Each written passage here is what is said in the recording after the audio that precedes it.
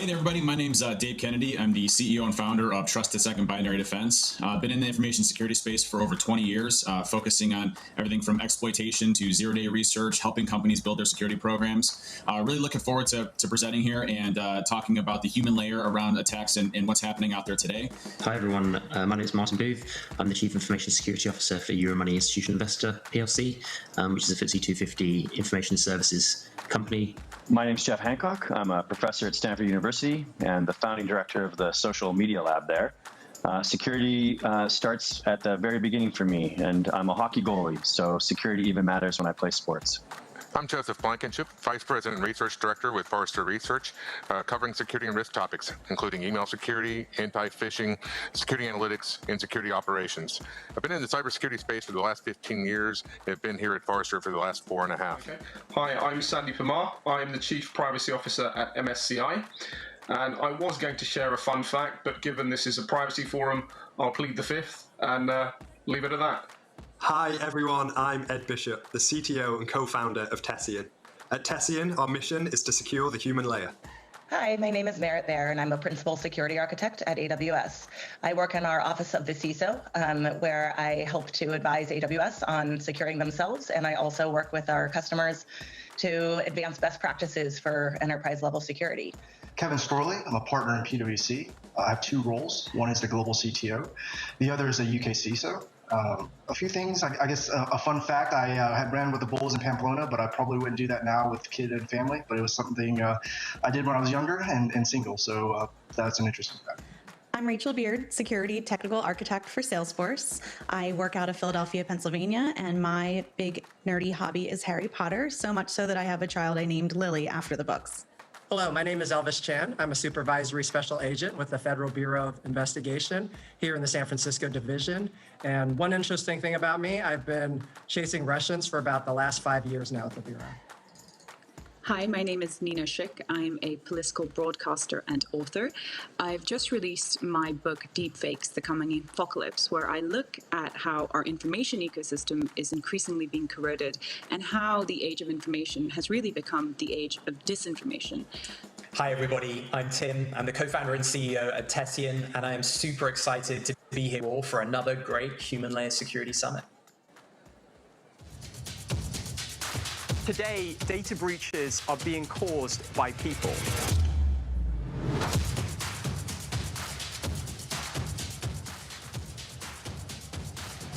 The human error is one of the key things that you can see in every single breach or incident. Overnight, the threat landscape expanded exponentially. I would absolutely recommend the event, yes. This is a place where you can come, where you can meet lots of good people, you can find out what's going on in the industry, and indeed understand what testing is doing. Hello and welcome to Tessian's Human Layer Security Summit. I'm Kelly Hogan, Head of Marketing Communications at Tessian, and I'm thrilled to be your host for the day. We have thousands of security, IT, and compliance leaders tuning in from all over the world for one reason: to get smarter and to make their businesses safer. We've heard from so many of you that over the past 6 months, you've essentially had to throw your playbooks out the window and start building new strategies and plans from scratch in order to combat risks and threats you'd never before seen, and also to support a staff that was now working from home, on personal devices, and on insecure and unfamiliar networks. The great news is some leaders moved very fast and they figured out how to make this work for their organization. And that's why we're here today. We've brought these people, these pioneers together so that we can learn from their collective experience and wisdom. We have experts from global institutions and companies like PricewaterhouseCoopers, Stanford University, the FBI, Forrester, and the world's largest chip manufacturer, ARM. They're going to share what they tried and tested, what worked and what didn't, and why, so that we can all leave better equipped to be successful in the future, no matter what comes our way. We're going to be taking questions throughout the event, so please submit yours by clicking on the question mark in the bottom corner of your screen. And if you're tuning in on LinkedIn Live, there's a link to the Q&A below. For those who want to share their favorite moments or insights on social media, use the hashtag so that we can track the conversation. And if you have any technical problems at all, there's a chat function and someone will help remedy the situation as soon as possible. So, Without further ado, I am delighted to hand the virtual stage over to Tessian's CEO and co-founder, Tim Sadler. Tim's going to kick us off with our first keynote presentation of the day. Over to you, Tim.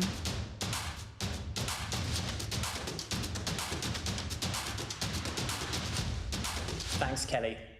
6 months ago, we held the world's first Human Layer Security Summit, an in-person event in London with a few attending.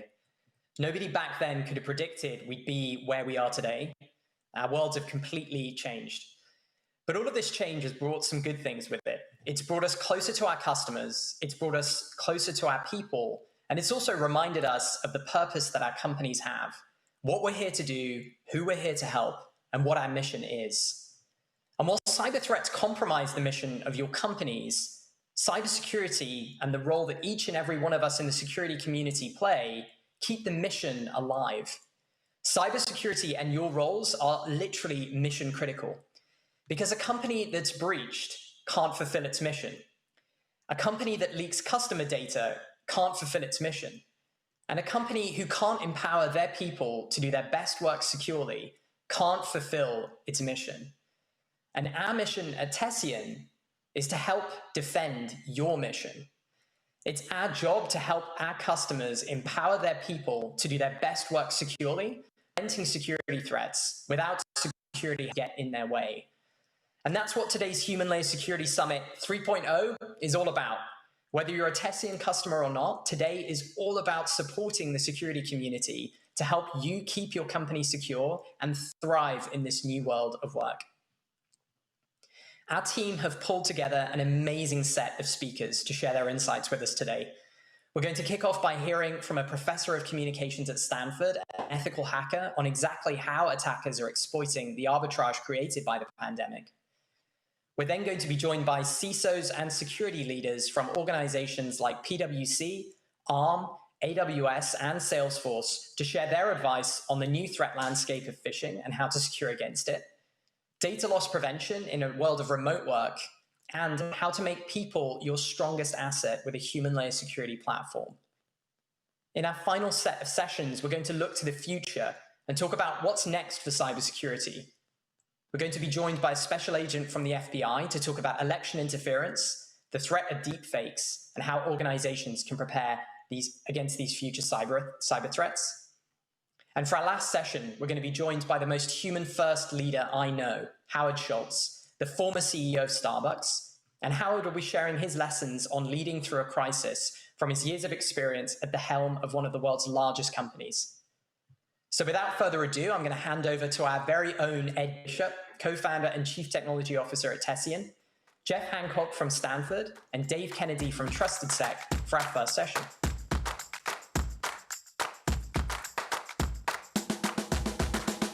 Hello, everybody, and welcome to today's sessions, where we'll be talking about the techniques that attackers are using to manipulate your employees and how we can stop them. In the last 6 months, we've seen an increase in phishing and advanced impersonation attacks. These attacks were already increasing before the global pandemic, and this trend is going to continue. But what I'm finding particularly interesting is the thing that's changing is actually the techniques that the attackers are using to manipulate our employees, trying to take advantage of this new working situation, this new environment with everybody working from home. So why should we care? Why should we be worried about these types of emails? Well, today, I'm delighted to be joined by Jeff Hancock, a professor at Stanford University and an expert in trust and disinformation online, and Dave Kennedy, an ethical hacker at Trusted Sec, who can bring us a little bit closer to the mindset of these attackers. So Jeff, I'm going to start with you. Now that everybody is working from home, does this make people easier to manipulate and trick them? Well, unfortunately, the answer is yes. And as your statistics have shown, when we change environments as radically as we have with the pandemic, moving from work situations to home, we see people in new kind of thinking and mindsets. The idea there is that when we're at work, we enter into a psychological space where we know what's safe and what's not, and attacks are more difficult. When we disrupt that, people, they don't get dumber, but they're adjusting to that new environment. And it takes a little while to do that. We've all had that experience where we go traveling, and when we travel, we seem to lose a few IQ points. And that's because some of our cognition resides in our environment. And so attackers are taking advantage of that. One way, for example, is with attacks coming from our networks. They seem to be people that we know. And now that we're in this new environment where there's a lot of uncertainty, those attacks are more effective. I also liked your other point. Security is really based around core psychological principles, and they've been with us for thousands of years. So greed and fear and wanting to help somebody else. Those are the things that scammers have been using since the beginning of human history. But now we're seeing them in new guises and new attack vectors once we're in this new sort of working environment. Thanks for that, Jeff. Yeah. It's interesting you pull up the point about environment, and everybody is working from very different environments to where they were 6 months ago. I wonder if you could just go a little bit deeper on kind of the changes in environment and what that might do to the human psyche.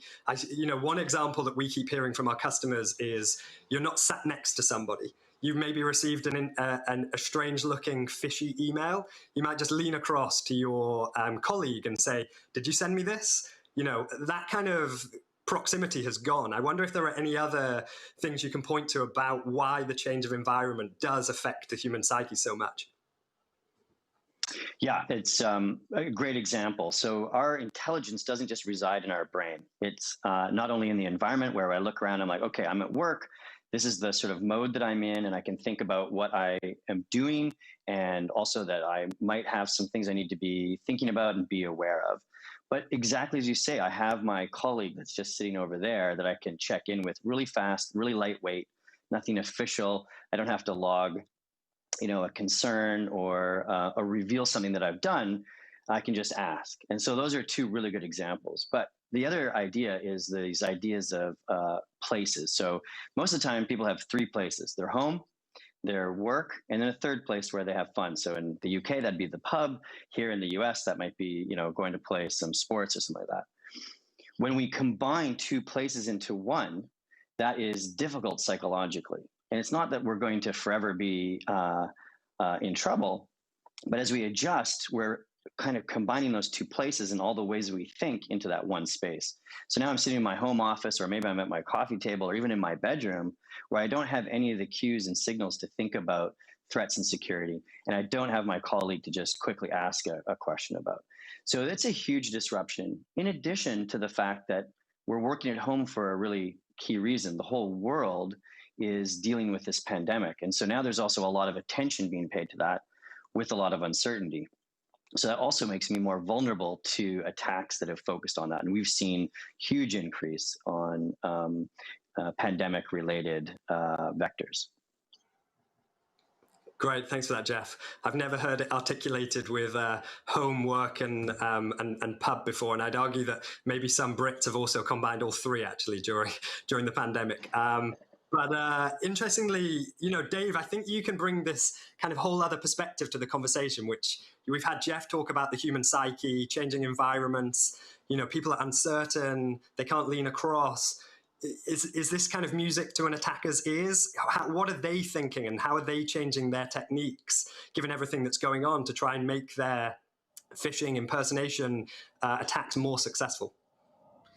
Yeah, what's interesting is, when you have an education awareness program or you work in an organization, you get used to a baseline, and that baseline is what you expect in your day-to-day normal behavior from when you go into work at 9 o'clock to when you leave at 5. With work from home, the demographics really changed quite a bit, and there's a new baseline, and that baseline is very substantially unknown. So you have attackers that are taking that and saying, okay, well, we have a new baseline where we can probably get in with a lot of easier type techniques against an organization, because now they're working from home. They have less security requirements in place. And so we saw it very initially when COVID first came out and the economies were shut down across the world. We saw a lot of commodity attacks become very successful. But at the same time, they were working on much more advanced attacks, increasing their sophistication levels. Ransomware groups, retooled and started focusing on more post-exploitation scenarios around organizations, once they got access to an individual that was working from home. And so the techniques themselves changed very drastically from a lot of the different ransomware organizations that we saw in nation states, from a China, North Korea, Russia perspective, Iran. And so everything really kind of shifted more towards the work from home workforce because there was a brand new baseline that they didn't typically have before. They weren't fighting the perimeter firewalls anymore. They weren't fighting web content filtering. They had a lot of these things that were essentially removed in order to accommodate work from home. And it made it a lot easier for them to go after targets and individuals. And, I think as organizations continue to expand, there definitely needs to be discussion on how do you balance work from home security to ensure that you have equal or greater than security controls in those individuals to help protect against that, but also a whole discussion around education and awareness around what your baseline is working from home.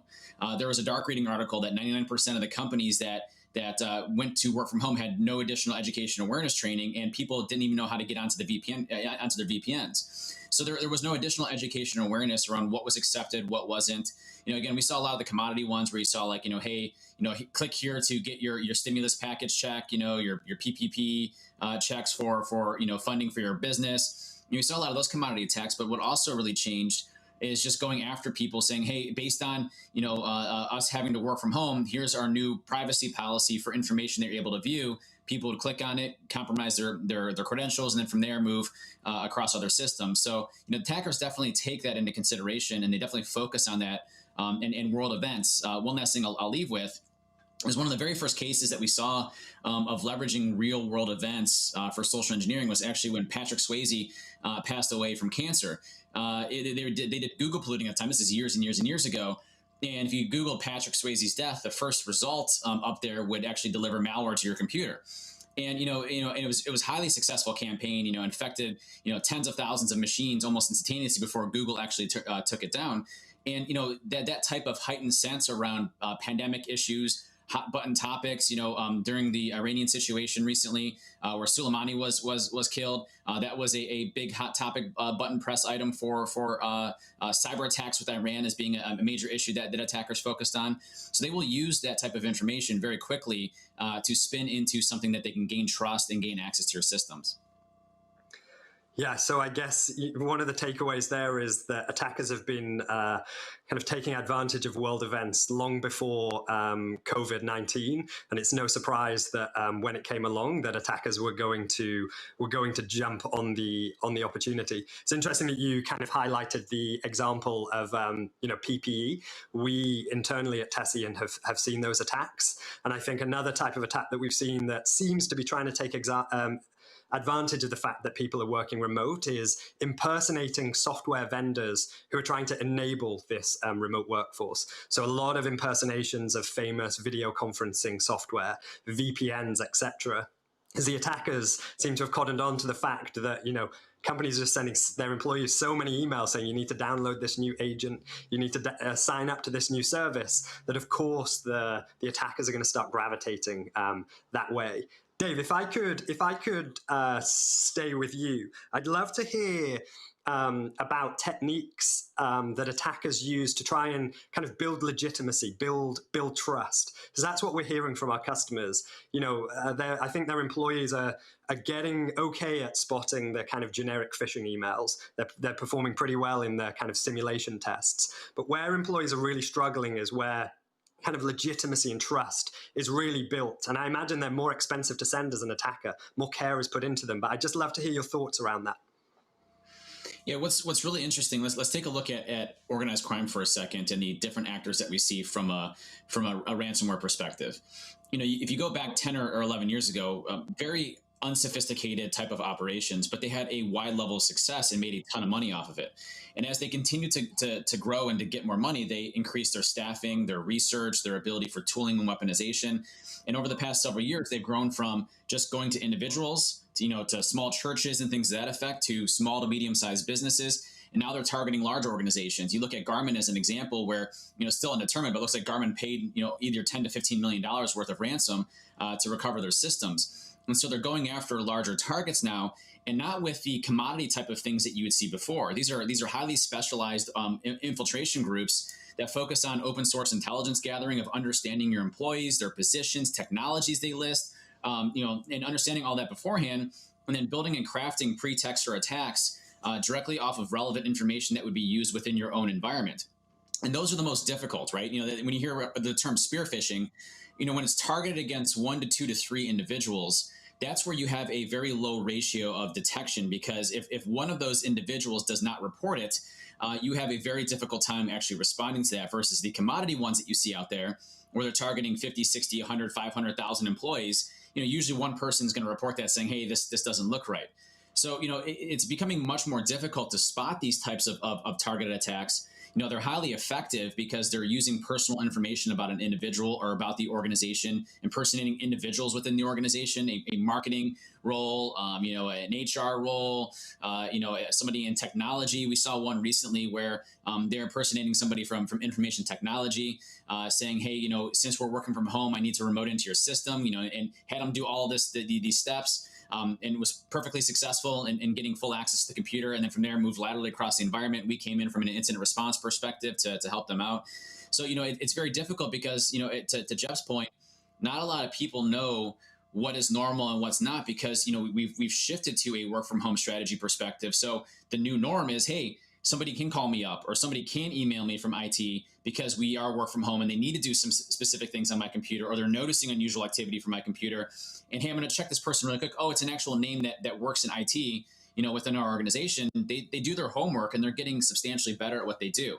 So the techniques are very driven off of individuals, and going down even a little bit further, the tactics that these attackers are using, the types of techniques, that the individual techniques themselves are getting more sophisticated. So instead of using an executable or binary, they're leveraging either PowerShell exploitation or what we call living off the land, where they're actually executing legitimate applications in your system for code execution.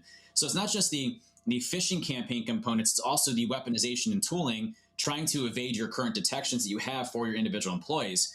And that's why it's really important to have a layer of technical controls in place to try to prevent that, especially from a work from home perspective. Ed, you'd mentioned you have your IT folks that are continuously saying, hey, you need to download this agent, you need to go and do this, you need to do that.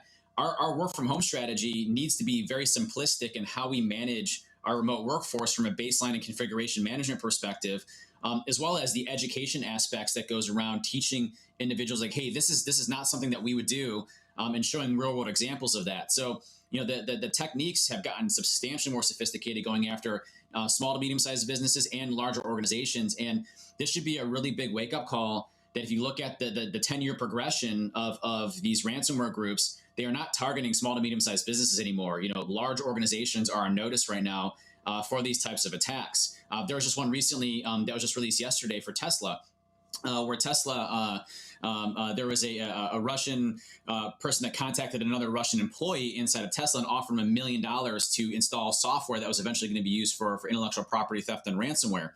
And luckily, that individual employee, from an insider threat perspective, notified Tesla and worked with the FBI and actually arrested the individual that was trying to pay $1 million to the internal employee. But you're looking at an insider threat.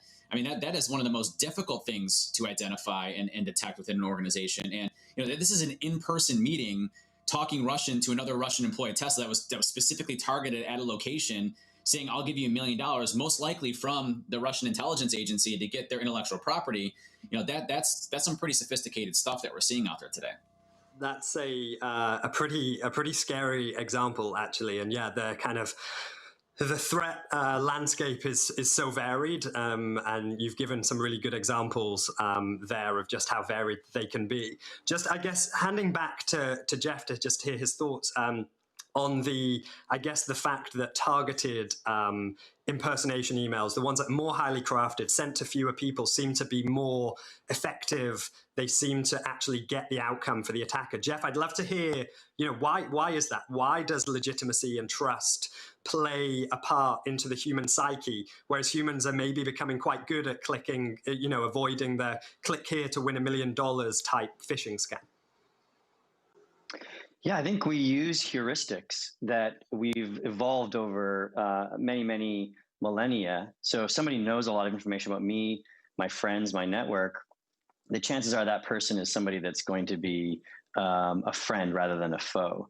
And so Dave's exactly right. With the plethora of information out there about us and our colleagues, we're seeing really, really specialized attacks that are trying to get after they're sort of like high risk, high reward attacks.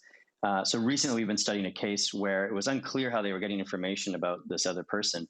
and they were using Google Maps. So they were able to tell like what kind of car they had. They were able to understand sort of what their environment was like. So they were saying things like, "Oh yeah, no, we were having trouble with the plumbing as well. Were you?" And there would just happen to be a plumbing van taped outside when the Google camera went by. And so this person was like, "Oh, obviously a neighbor. Like, who else would know that?" And so we're seeing a lot of creativity in using these kinds of new knowledge sources. I think that to Dave's point too about education, we can't think of security for our people as a destination. I think this is sort of a journey mindset where it's like, okay, this is just something we're going to be going on together. We're trying to achieve this as a company. And when you think of it as a journey, you're kind of constantly preparing. I love the Tesla example that Dave mentioned. There wasn't any security there. There was nothing technical, but that guy believed in Tesla. And that's part of the culture. That's part of that mindset of Tesla's on a journey to achieve something big, right?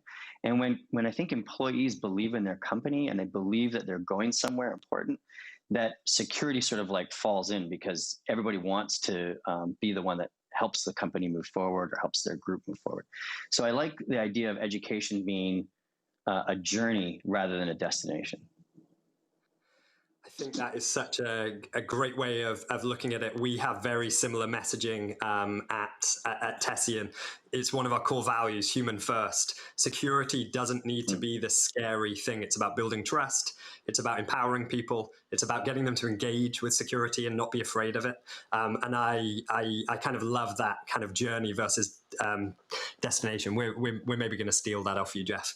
I think we are almost at time. But David, I would love if you could just share like 1 minute, just one thing you picked up on that I'm not sure that everyone on the call will be aware of. You mentioned how people do open source recon to try and find their targets. What tools are people using? What can companies be doing to try and kind of limit that?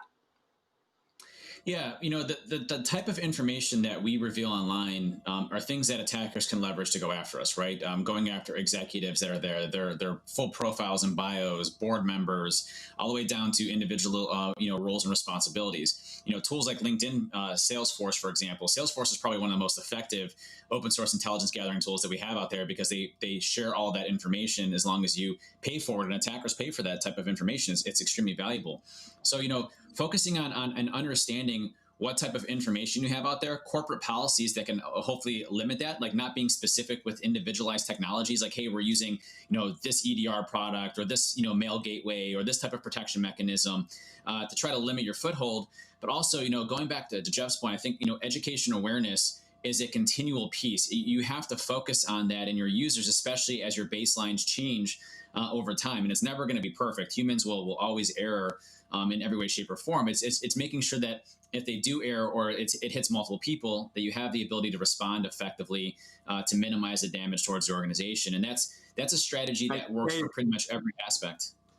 Thanks for that. Sorry to cut you off right at the end there. Yeah, great takeaways, I think, for everybody listening, and thank you for sharing. Unfortunately, that is all that we've got time for today. A huge thank you to Jeff and Dave for sharing their insights.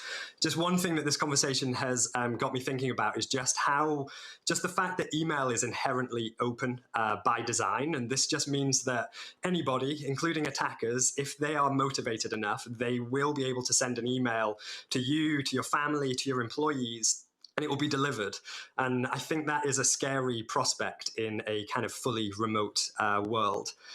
So it makes me think, what can we do? We've talked today about training and awareness and empowerment. What can we do for our people there? And also, what can technology do to help protect those very people? So thank you all for joining, and I'm going to hand back to you, Kelly. Thank you, Ed. That was awesome. I'm excited to introduce our next speakers. We're welcoming back Merritt Bear from AWS and introducing Rachel Beard from Salesforce. They're going to talk about the frameworks that they use to assess risk at scale and what types of technology they employ as solutions. So over to Merritt, Rachel, and Ed.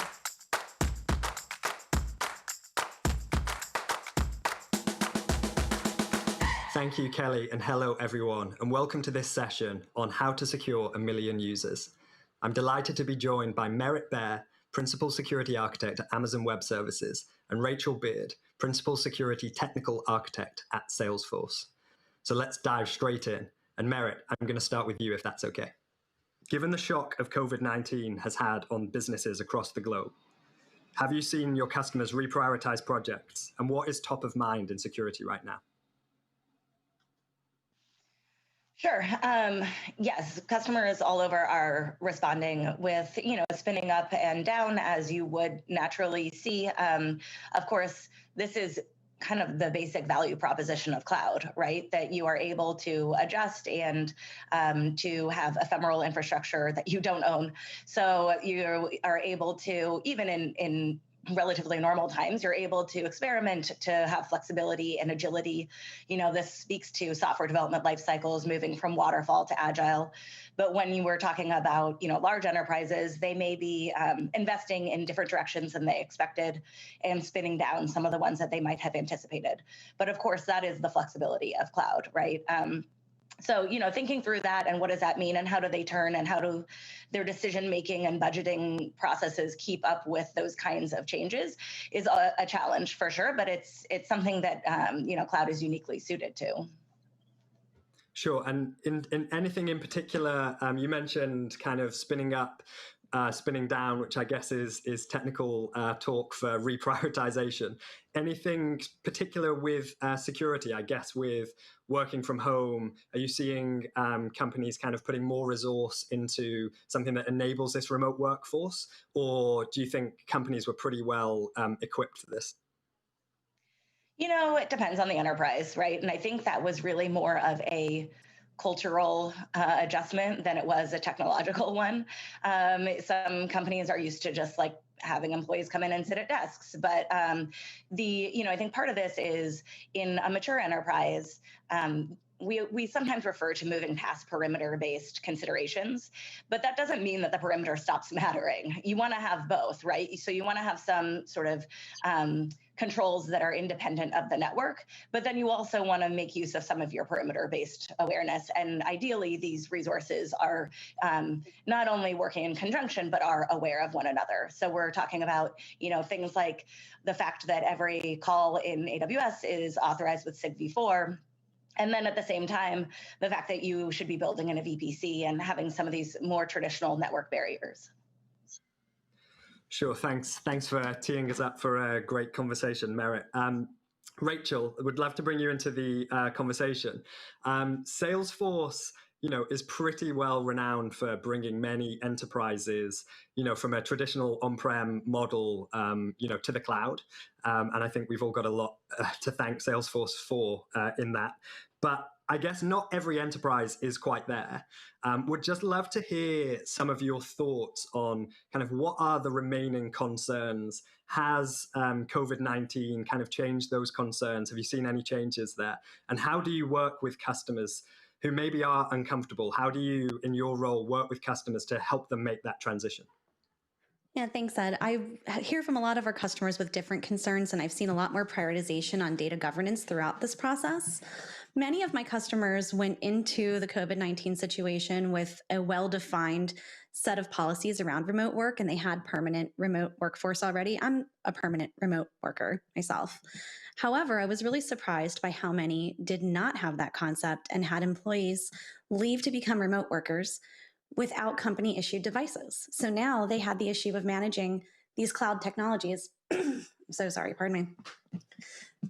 So now they had the concern of managing these cloud technologies and having to put some guardrails in place around their use. If they weren't already on a VPN or getting single sign-on and multi-factor authentication in place, those became the top priorities. And then again, when you can't manage your employees' devices because they own it, now you have to think again about what can you manage in terms of your application controls themselves as well. So back to Merit. Something that we've been hearing quite a lot of enterprises talking about right now and actually asking Tessian about this is kind of what they call the Hollywood scenario, which an example would be a system administrator, being blackmailed or coerced into doing something. What mechanisms does AWS have in place to limit kind of this insider threat? And do these principles apply broadly to all organizations? Or are there kind of, I guess, specific specific principles just because you're a very large infrastructure provider. I think I don't know if you'd agree, but it's coming up more and more in our discussions around this kind of insider threat, who has access to data. I guess it's maybe tied into the conversation of on-prem, cloud, etc. Sure. I mean, I think there's basically two large categories of controls that come into play here. One is the technical controls, so just actually enforcing least privilege, minimization of blast radius, for lack of a better term, but basically ensuring that you've cleaned up your permissions and that you have a process in place for getting folks off the books who are no longer employees. Just classic scenarios. It sounds like bread and butter, and yet you have to have someone whose job it is to do this. As Eric Brandwein would say, if it's not someone's job, it's a hope, and a hope is not a plan. So creating mechanisms to minimize permission creep. And one of the ways we do that is with technical controls. So, technical controls to monitor those technical controls.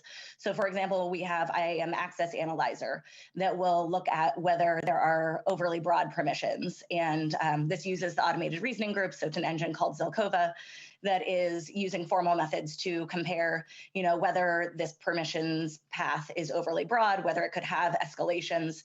These days, some of these permissions as written can become really onerous for humans to manually compare, but computers are good at that. So giving it, a solvable problem to a computer is one way that we allow customers, and we also leverage the ability to kind of reason about our networks. However, ultimately, there will also be a need for the human side of policies, like policy with a lowercase p. So, for example, you can't recover from a password reset and stuff without multiple people on the AWS side signing off. And that's not a technical control. It's just a human level decision that we have made. We are always separated. There's a data plane and a control plane. So AWS employees are not looking at customer content anyway. What they would have access to at best would be ciphertext. But at the same time, we, make sort of human level decisions about those policies.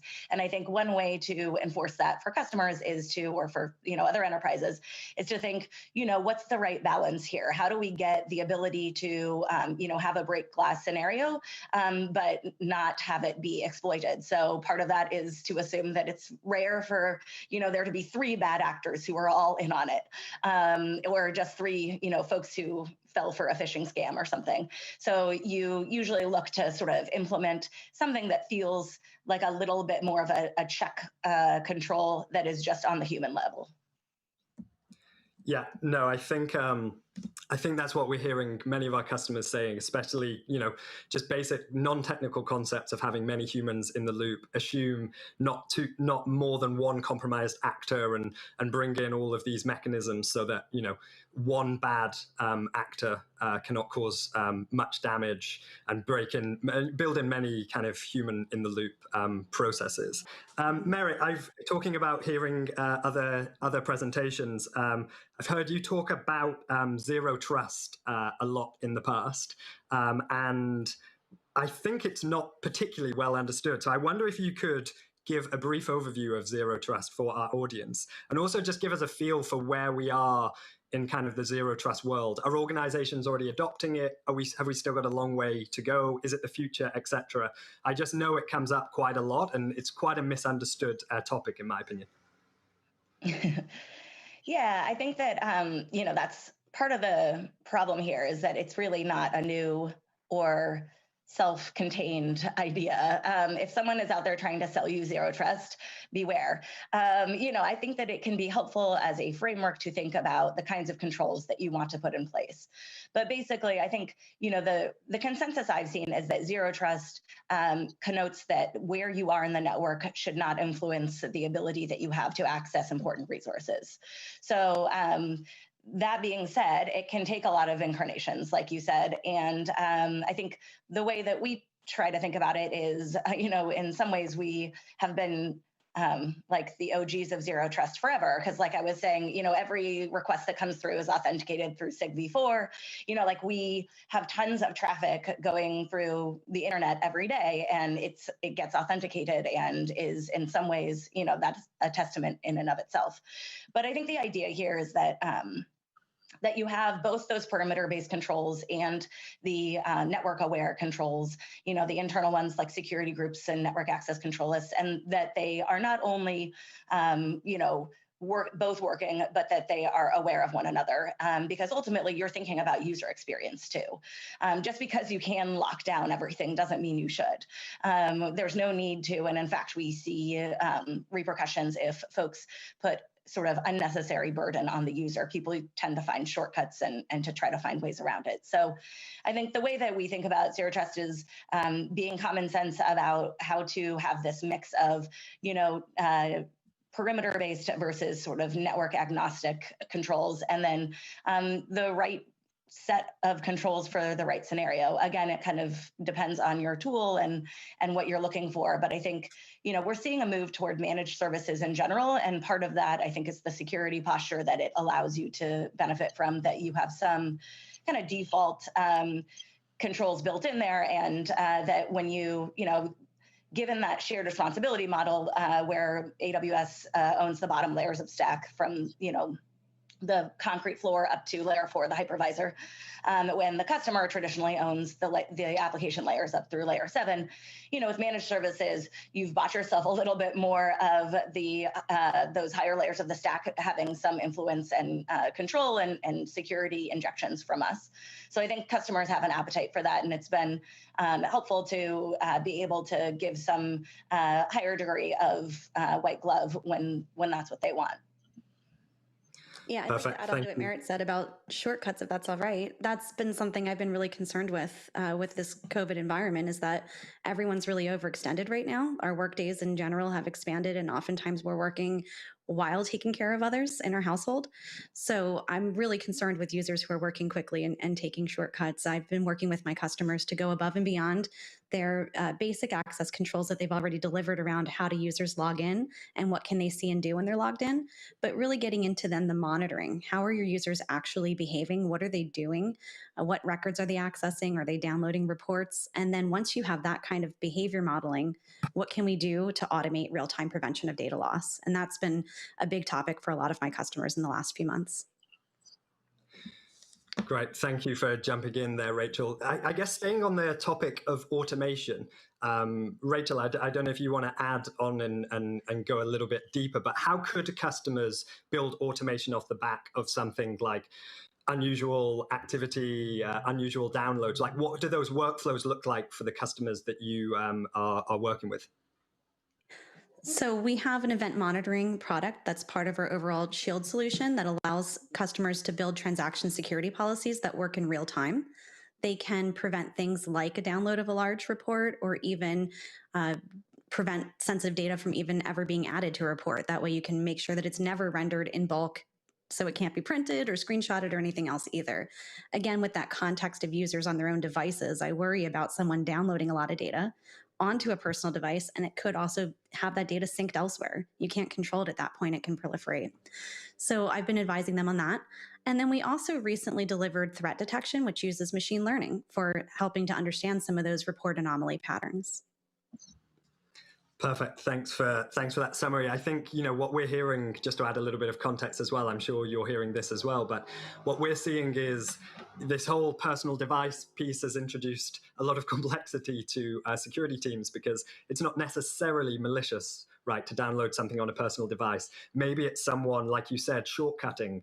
It's easier to download something onto their personal device because they have a tool on their personal device where they can do a lot of data crunching really easily. They're not necessarily leaking information. It's just the remote work kind of forces them down these kind of shortcut paths. But of course, from a security and compliance angle, it still should be avoided. So it's a really interesting kind of gray area. So thanks for sharing that. We're almost at time, so would love to maybe just let you both have the opportunity to maybe just leave us with kind of a learning that you've had in the last 5 months, something that surprised you that, maybe you didn't think going into the situation that we're in. Just what has kind of surprised you working with your customers? What have you learned that you think our audience would find interesting? Merritt, maybe you could take this one first. I feel like, I could answer something about, poetry and the way that we have been responding to everything as humans at this point. I think that it's been interesting to see how things cycle. One thing that I've noticed is that we seem to kind of have a regular rhythm, and then people will have a week where they just feel really brittle. And I think that there's just such a human component to all of this. So, I could talk to you about the sort of enterprise things that are happening at AWS or, the new quantum computing tool we have. But really, I think ultimately part of the take home of these past few months has been the humanity of each of us being kind of strained. And I think, it's also a time that is interesting to try to connect with your colleagues, to try to recruit. This is the part where I tell folks, come work for us. Feel free to send me a note and I will, put in a referral for you. But, the need for diverse and healthy teams, and then the difficulty of that, which is really highlighted when everyone is thrust into caregiver roles. And I think that, for me, that has been, I don't know about surprising, but that has been the dominant theme of the last few months.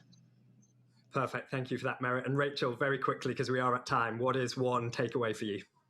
Yeah, for me, it's been the theme of resilience. It's always seen as a virtue, but actually it's added some real challenges this year because the resilient nature of our workers and adapting to change in how they work has caused for a lot of adjustments.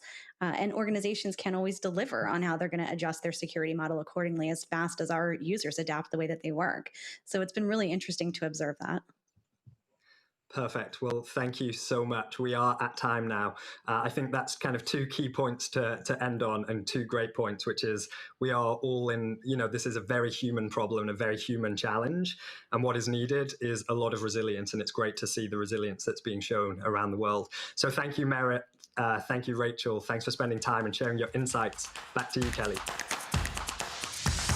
Thank you so much, Ed, Merritt, and Rachel. So as we round out our first section, let's take a look at some of the top tips we've learned from our speakers thus far. Number 1, understand your new normal security baseline. Attackers are opportunistic and they thrive during crises. And as we know, we are living through multiple simultaneous crises right now.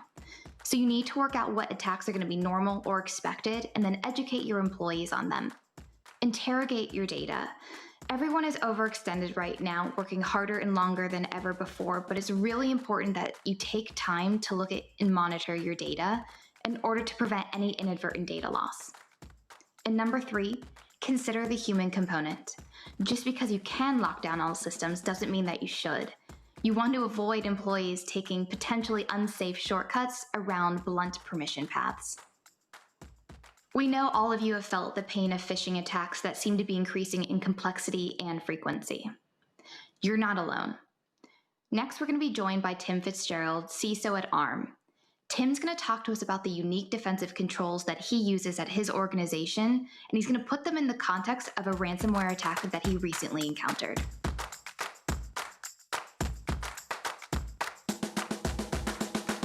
Thanks, Kelly, and welcome everybody. I'm Henry, and I head up customer success here at Tessian. Now, we all know how prominent phishing attacks are becoming in the enterprise. Last year, 88% of organizations globally experienced some form of phishing attack. And COVID hasn't helped this at all. Whether it's a Zoom impersonation or a government stimulus spoof, the attacker's approach is constantly changing. That makes it a moving target for security teams, and something that is increasingly hard to solve. Today, I'm joined by Tim Fitzgerald, the CISO at ARM. ARM, of course, need no introduction. In fact, they're probably powering many of the devices that you're tuning in to today's sessions from. And they're a customer of ours that have been a huge strategic partner to us over the last few years. From a security perspective, one of the things that really jumps out at me about Tim's team and ARM's progressive approach is how they empower employees to make smart decisions. Now, that's no mean feat when you have over 8,000 employees across the world. So I'm excited to dig in a little bit to today with Tim about how he's coping with the ever-increasing landscape of phishing attacks. So let's kick off. Tim, first up, how are the company and all of your employees coping in this relatively new landscape of fully remote work? Yeah, it's a great question to kick off with, because I think it's really been difficult. I mean, I think for most companies, what we found is that our employees are actually quite productive. They're able to do their jobs. I mean, we are fortunate that we are, a technology-based company, and so many of our employees are used to working remote in some form or fashion. So they're coping well from a productivity perspective. What we're finding actually is that they're less happy, which is an interesting paradigm, because while people have tremendous flexibility, they're missing all of kind of the small bits of interaction that they're having at work. And so they're finding other ways to fill that void through connectivity online, which for us means that they're using all kinds of interesting technology to connect with each other, and in some cases creating new risks that we hadn't even thought about. Yeah, that's a really interesting perspective. I'm actually today in the office for the first time after lockdown, and I can't explain how energizing it is. And I can completely see that at home it becomes a bit monotonous after a while. Tim, I gave the audience a few teasers in my intro, but I'd love for you just to take a few minutes to explain a bit about your security ethos at ARM. Yeah, I think we have to start. Our security ethos, I think, is actually, as you said, I think it is progressive, right? We really do try and figure out how we work with the people that we support, rather than doing security to them. But you have to start with kind of ARM's ethos. ARM is the most high trust organization that I've ever been a part of, or actually seen. My previous roles at Symantec, I got to talk to so many people about how they run their security programs, and ARM lives and breathes the ideology that we trust our people. It's a huge part of our success over the last 30 years, is the amount of collaboration and sharing that we do that drives innovation and sparks new ideas within the company. And so you can't undo that, and nor would we want to, even if we could. But that represents a huge amount of challenge for us around how do you share and collaborate and be incredibly open and trusting to our employees when we see them making sort of fundamental and basic mistakes that cause us, real data loss or impact our partners, or in some cases even mean that we lose real money. So rather than kind of fight the tide on that and try and undo that level of trust or reel back access that people have, what we've actually done is embrace it and said, we do trust you, and by and large, everyone is acting in the best interest of our organization. So we're going to try and harness that and actually make you an extended part of our security team. And rather than do security to you, we're going to make you part of the solution. So Tessian was an interesting purchase for us, because it was probably the first technology in my career where it was very purposely bought for the benefit of our employees, as opposed to the security behind the employees, meaning that this actually gave us the ability to put the power back into the people's hands and make good decisions in moments in time, which we trust them to do. They don't always get it right, but the vast majority of the time they do. And the more tools and the more information that we can give them to work with, the better they're getting at kind of recognizing the threats that come external. But actually, probably more importantly for us in terms of not making sort of the natural human errors, the foot faults, we call them, that make up the vast majority of the things that go wrong in our company from a security perspective. Yeah, it's something that we often speak about, which is security for the people rather than security to the people, and empowering employees to make the right decisions. I think where a lot of it comes down to is people now know the importance of data. You don't have to be in security to understand how important data is, not least because the coverage it gets and how much you see it, in tabloid newspapers. But I think that giving employees the right information to then make smart decisions about what they're doing is such a great way to have this democratized security where people are they're taking accountability for their actions, but you're assisting them, helping make that decision. Yeah, the vast majority of people will make the right decision, the right decision with the right data. And one of the interesting bits of this, though, is some people won't. And our ability to understand who those people are, or when they might be heading in the direction where their habits or just the way that they're operating are actually creating risk for us that we hadn't previously understood, is a huge win for us. So if we can separate out the 99% who are well intentioned and we give great information to, and they're getting better and better over time, from the 1% of people who maybe are operating a little more carelessly than we would want them to, perhaps maliciously, but probably not. They're more just kind of patterns and set in their ways.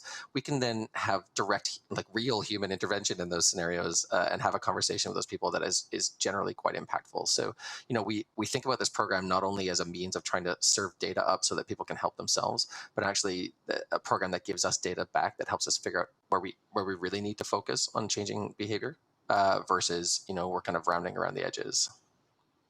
Yeah, it's. I know that you and I have chatted about this before, but it's an amazingly powerful thing to be able to think about the risk score that each individual has based on the interactions that they've had. And I know that we've been working on some stuff around that and looking forward to seeing where that goes. But it really helps you zone in on the areas where you need to focus. What's interesting, what I'm interested in, Tim, is I certainly, from my experience at least. And some of the things that I see out there with different companies in the market is that sometimes tech-savvy employees or tech-savvy users can sometimes almost think that they're a little bit immune to some of these, let's say phishing attacks, because they, whether it be like you're a security engineer, for example, and you understand email, but the reality is it's becoming so complex that actually you probably can't necessarily always suss it out. Do you ever have that problem at Arm? Obviously dealing with quite a technical workforce, that people sometimes think they're fallible and actually they're not with how advanced the attacks have got. Yeah. I mean, it's such an interesting place to work. We have more than 6,000 engineers out of our 8,000 employees. And these are, some of these people literally like invented silicon chips, right? So, their level of technical astuteness is unbelievable. Interestingly, the problem seems to be spread actually pretty evenly across our company. We don't have huge swings in terms of like who's more susceptible and who's not. But what that means is that our engineering community is just as susceptible as everybody else. They don't love to hear that. And actually, at ARM, it's a little bit easy to make this a competitive thing between the engineering groups to make sure that they're not the ones falling for this. So we certainly take advantage of that.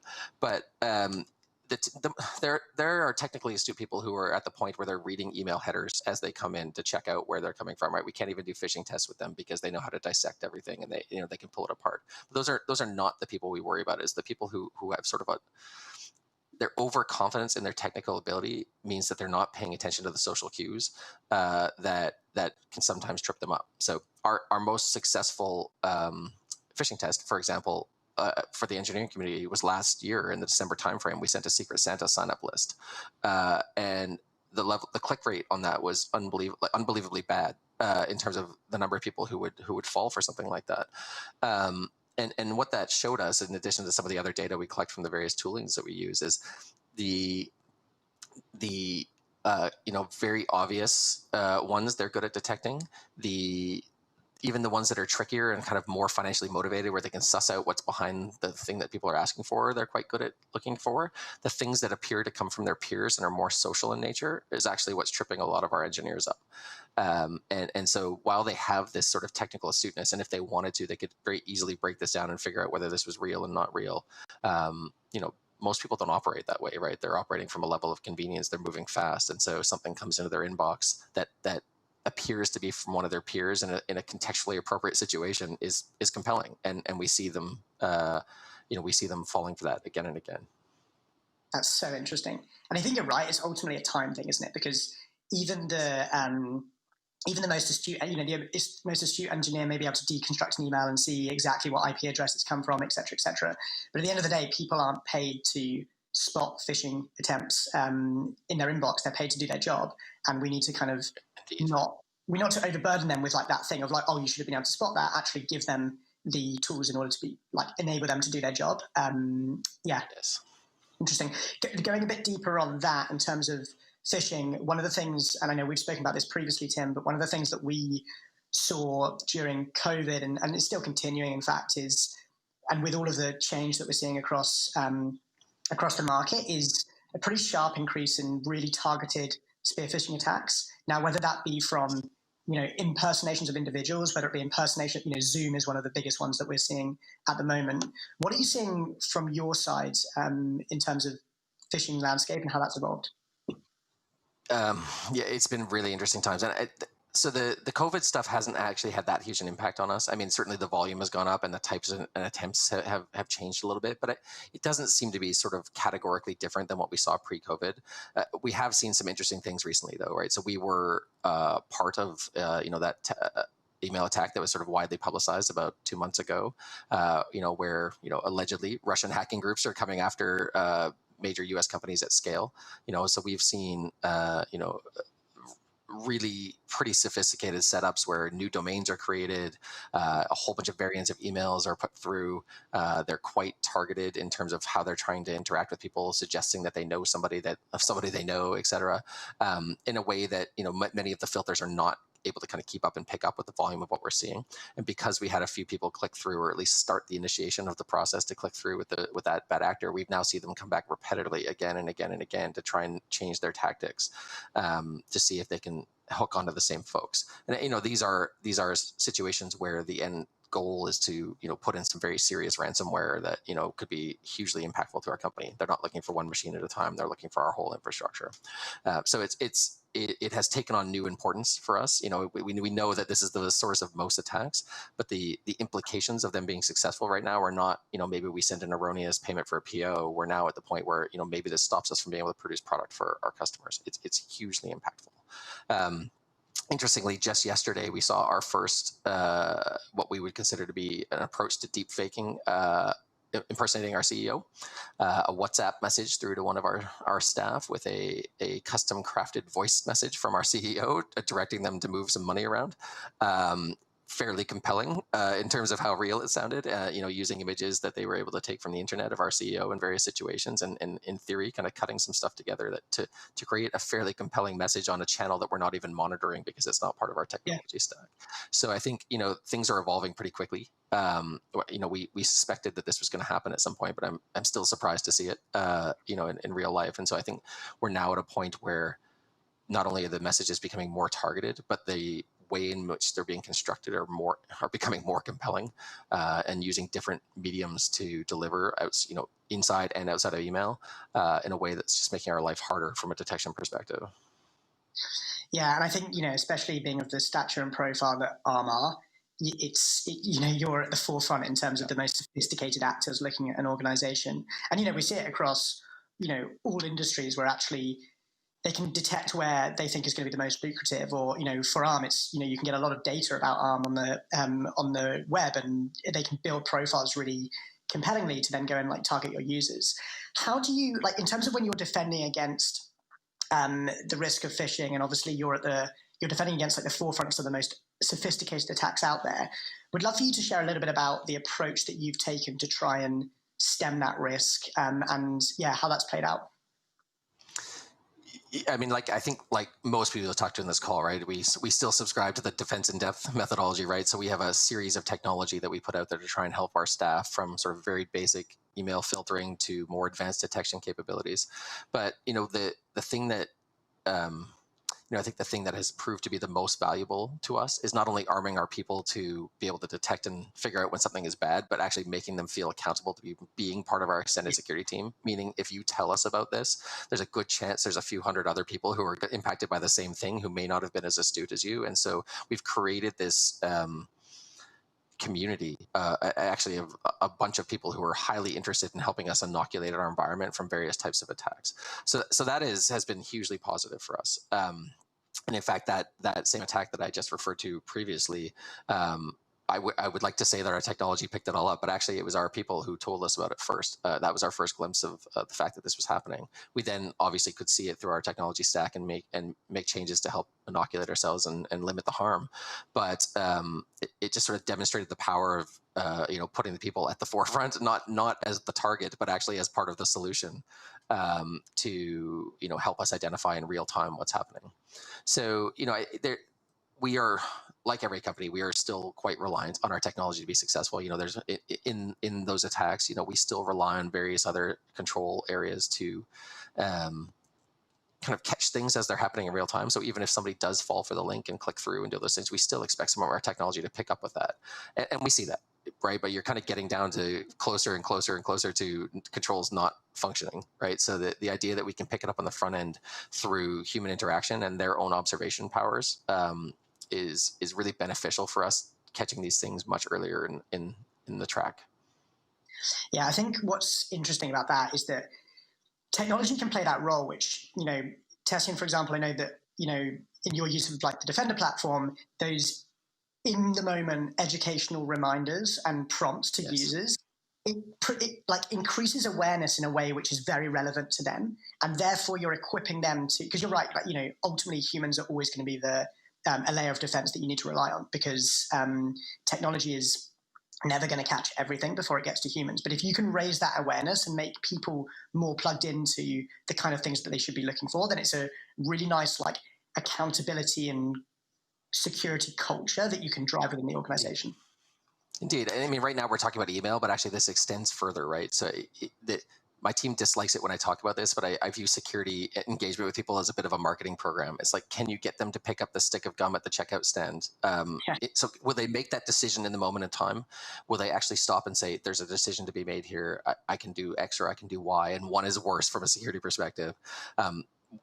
We've been pretty successful in part by using Tessian to create those moments in time around email, but actually it extends further, right? Because what we're trying to do is have people just capture that thought when they're doing other activities, right? Are they moving data? Are they interacting with a customer over the telephone? Do they know who they are? Are they about to send a payment? Can you get them to just take that breath and say, like, is this a good decision? And so I think creating those moments in time around email is hugely important, because that's definitely, our vector. It's the same as everybody else, right? The primary vector of how things come in. But our goal is to extend that further, right? Is to create those moments in time and create that trigger in their brain, so that as they're about to do something, particularly with data or money, depending on how they're moving it, that they just take a breath and they think, what's expected of me here? Do I know what I'm doing? Do I feel confident? And what we find is, people want to do well in this, right? So it's not hard to motivate them, as you pointed out. You don't have to convince people security is important. The question is, do they know what to do, and do they take just enough time to think about it, as opposed to just doing? And we find, that when we see the light kind of go on for people like that, we can convert somebody from a problem to an advocate, and in some cases an evangelist, right? Which is a huge thing. I think what's so interesting about that is that in many respects, like the role of the security team, it's not, like there is a huge element of it, which is building advocates across the organization, bringing people on that journey in security. As you said, like it's marketing to an extent. It's like building that program, which is probably a skill set 5 years ago you probably wouldn't associate with a security arm of an organization. Super interesting. Sorry, Tim, super interesting. And unfortunately, we're coming to time. The one thing that I kind of like, the last point that I wanted to touch on is the ability for, once driving accountability amongst your your user base. So actually, once they've started interacting with, let's say, Tessian and the different prompts that they're seeing, being able to see summaries of like, hey, here's how you've performed. And almost like, you mentioned the competitive, like gamifying a little bit. Would love to understand, like, I know we're kind of chatting about that at the moment, but like, how does that further solidify the like ethos of driving accountability and a positive security culture? Yeah, I mean, ARM is a hugely data-hungry organization, right? So engineers in particular just love to consume data, even about themselves. So the idea that we can serve back to them how they're faring in a fair and non-punitive fashion, right? So this is not you and your manager getting a report card. It's you're getting a report card of your performance over the last period of time around detection of, unfortunate emails, how you work with data, maybe even how you badge in and out of the building, depending on how we want to look at it. The idea that we can give them context to work from, that will give them like real things to think about on how they improve their personal performance is really compelling. And we've been working, as you know, we've been working on this for some time. I very much view Tessian as our current part of our solution, but actually the way that you guys are thinking about the ability to show that back, not only as sort of a summary report card, but actually in real moments in time, is one of the reasons that we find your company so attractive, and we continue to work with you guys, right? So the product as it stands today is great. Where you're thinking about heading actually is incredibly useful in terms of how we choose to interact with our employees and what we think is going to make a successful ecosystem of security, as opposed to a security team and everybody else. So it's a hyper relevant conversation, that human layer security. It's also not a trivial problem, right? The idea that how you want to serve that back to people in a way that they find useful and not accusatory and will drive real changes in behavior is not a simple problem. And so I think, you guys are at the forefront of thinking about how do we actually modify behavior at a moment in time. And that, I mean, it's not entirely a marketing program. There's psychology and sociology and a whole bunch of other stuff in there, right? But it's not a standard black and white security technical problem. This is very much about changing human behavior, and it's a hard thing to do. I think that's a great line to end it on. Tim, it's always a pleasure and very energizing speaking to yourself and also working with your team. Really looking forward to continuing the journey and building out on some of those things that we just discussed on. That's what we have time for today. Thank you to everyone who has dialed in from home. Kelly, back to you. As we're all familiar, cybersecurity sits at the intersection of people, technology, and data, which means it's critical to make people part of your security strategies. When employees understand the problem and can be active parts of the solution, it's win-win for everyone. I am really excited to introduce our next speakers. We have Sandeep Amar, Chief Privacy Officer at MSCI, and Martin Booth, the CISO of Euromoney. They're going to talk to us about how they're using the Tessian platform to stop data exfiltration over email.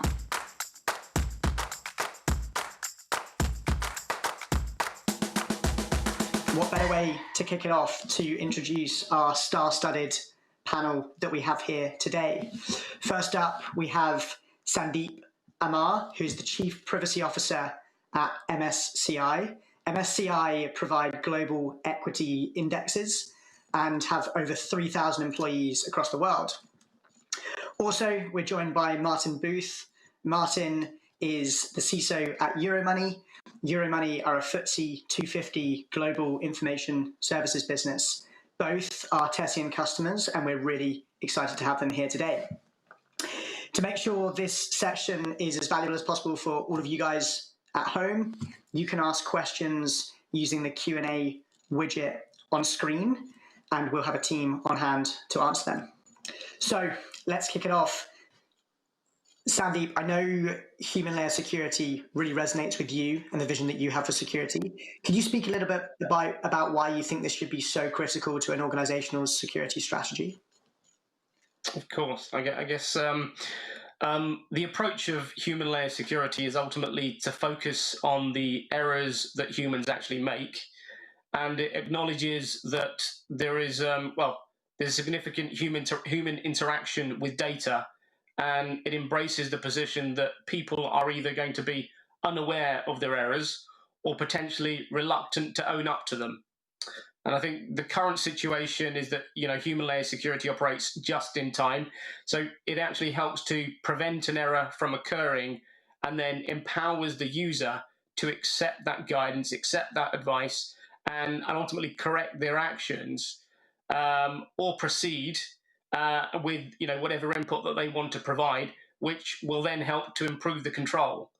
And over and above that, the visibility that you actually have into that interaction is also great insight for the privacy team and the security team to understand what's actually going on in their landscape. So even if there was, for example, any kind of malicious intent, and I think the objective of human layer security is obviously to detect errors, but if there actually was any malicious intent that maybe wasn't picked up by your traditional data leak protection controls, then this is something that can actually aid you in actually identifying issues that you maybe wouldn't necessarily have been aware of.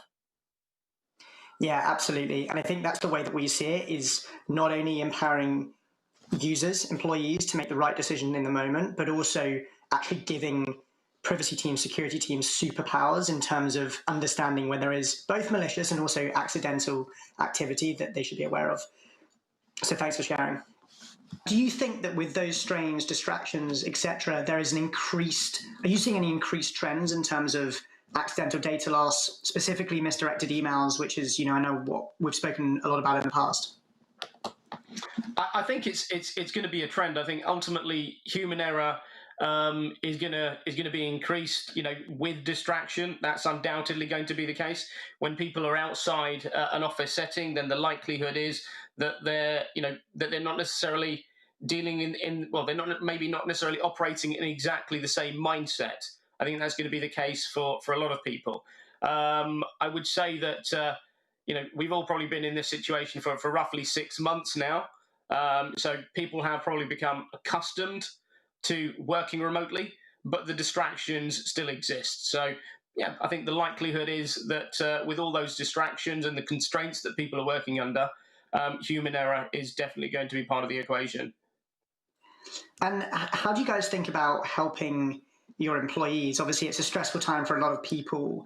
How do you, they're taken out of the formality of an office, more distractions to make mistakes. What have you steps have you taken to help support them and ensure that we can reduce that burden on them?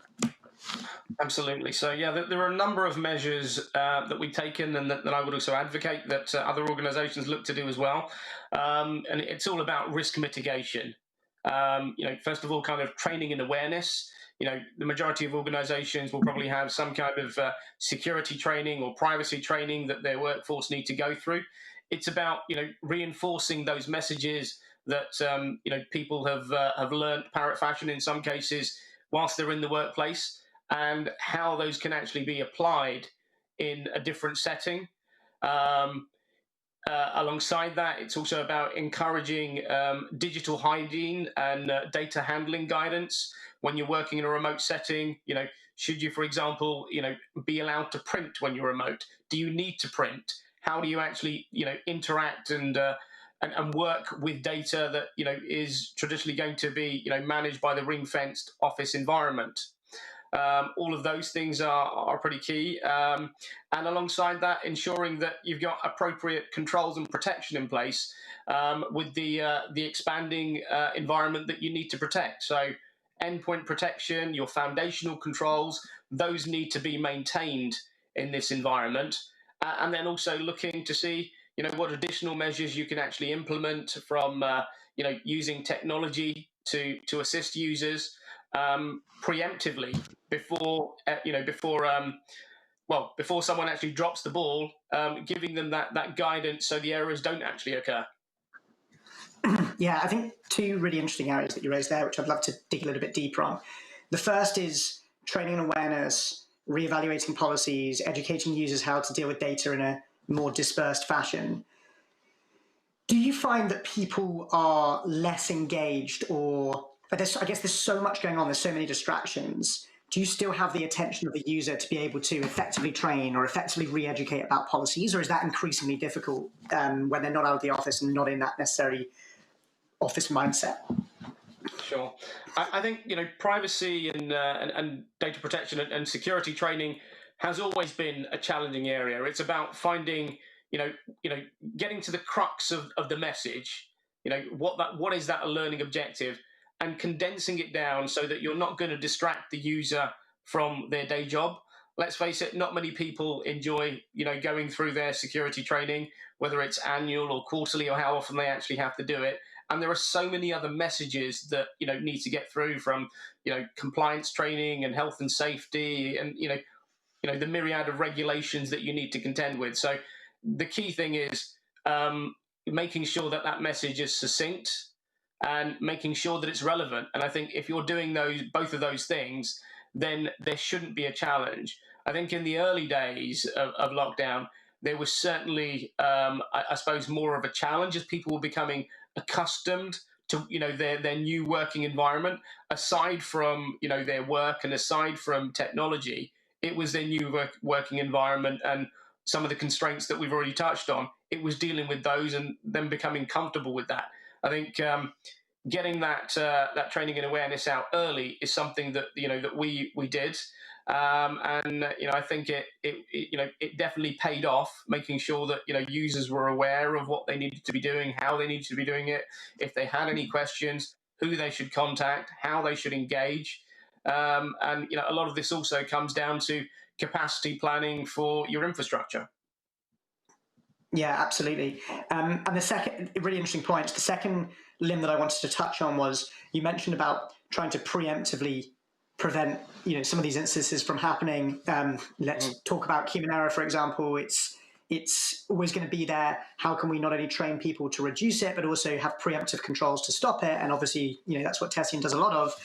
I'd love to understand, what is the impact for you as a chief privacy officer of being able to preemptively stop that breach before it happens, and why is that something that is so important for yourself but other security and privacy professionals to invest in? Of course, yeah. I guess the key thing here is, it's a matter of closing the gates after the horse has bolted. Rather than having to do that and clean up the mess and deal with what you need to deal with, it's better to understand how your users actually work, understand their workflow, understand what is normal behavior, what is acceptable behavior, and then if they deviate from that, if they color outside the lines, then you can step in before there is actually an issue, just have that buffer, if you will, and deal with it appropriately, whether it's just coaching the user, whether it's validating, is this actually what you meant to do, maybe this is a more appropriate action, and using technology to help you do that.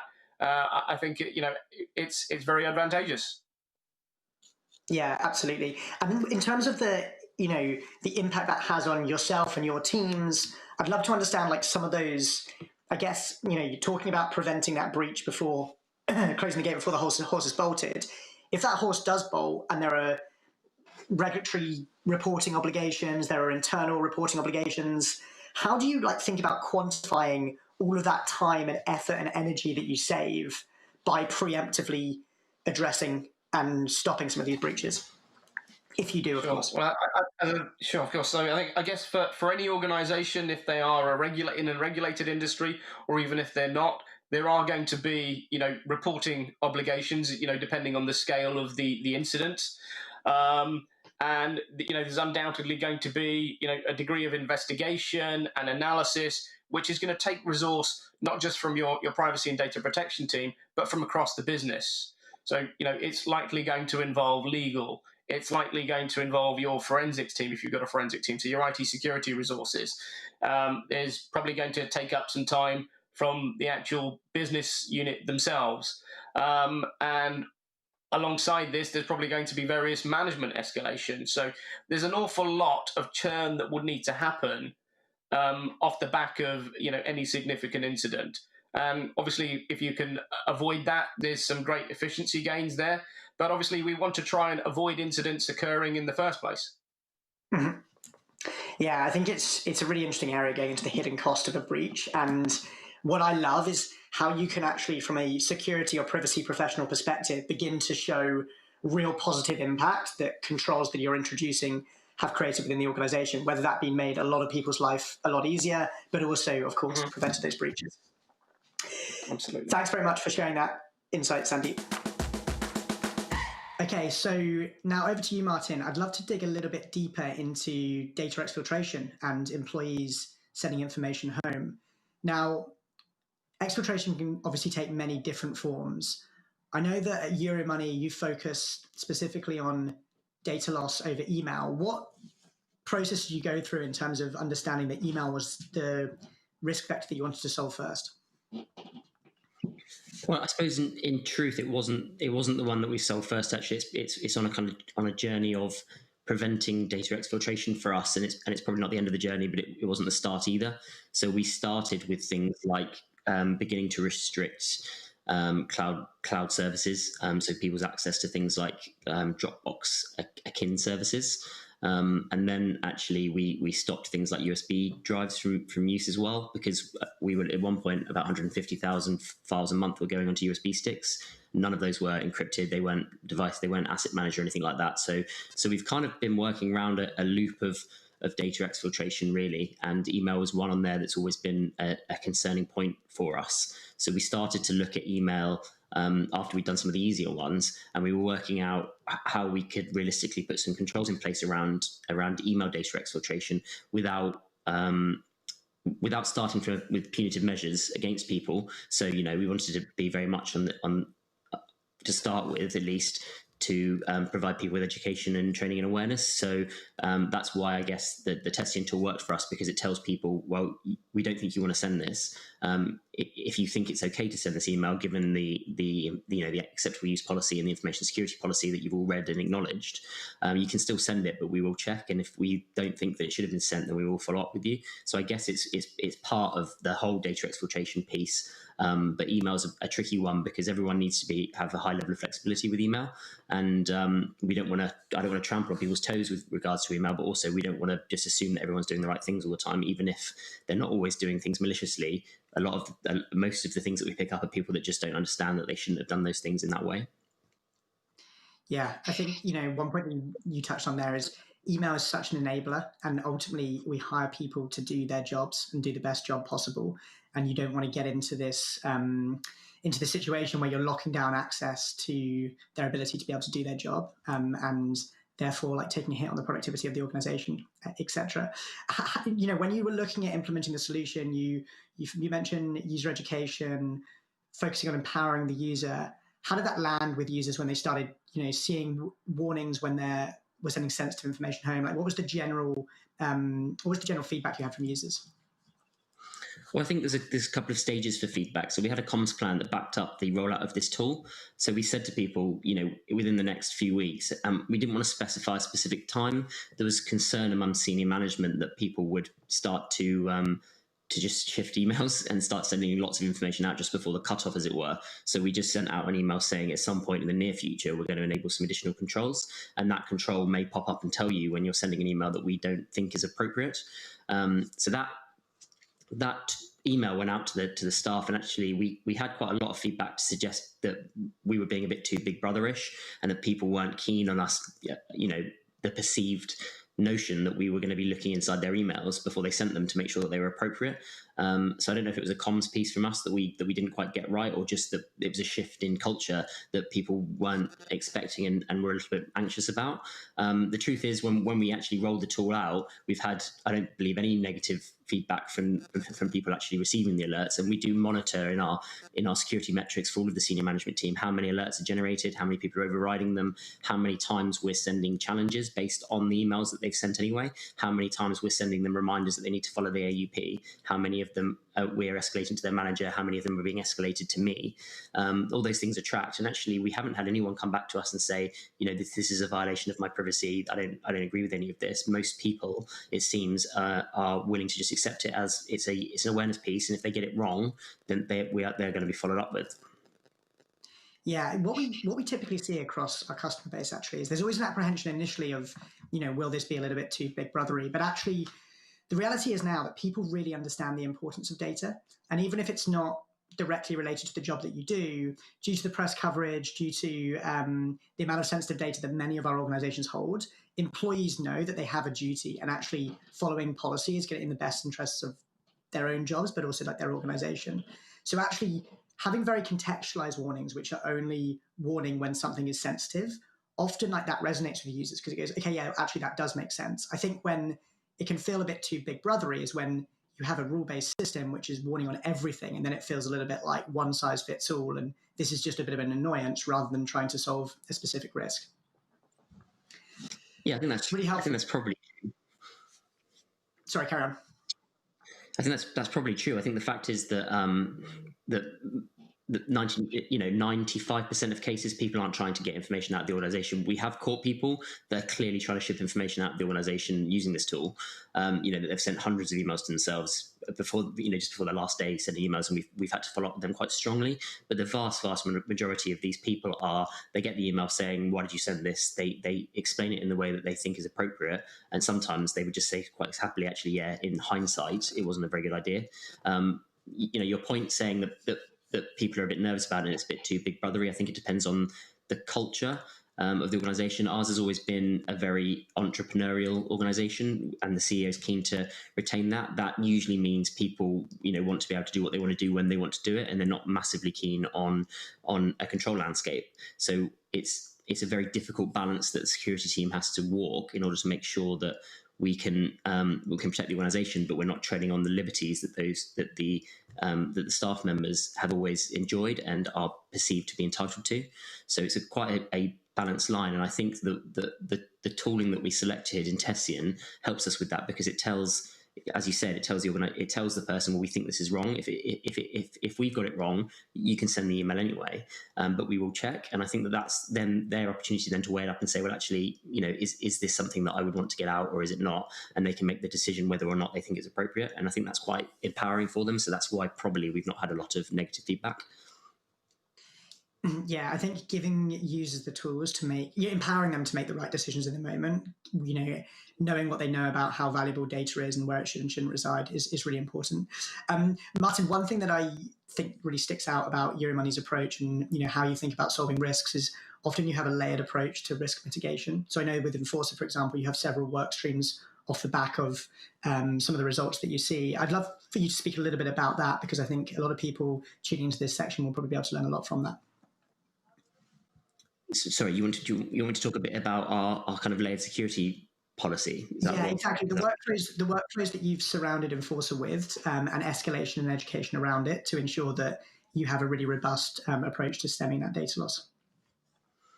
Sure.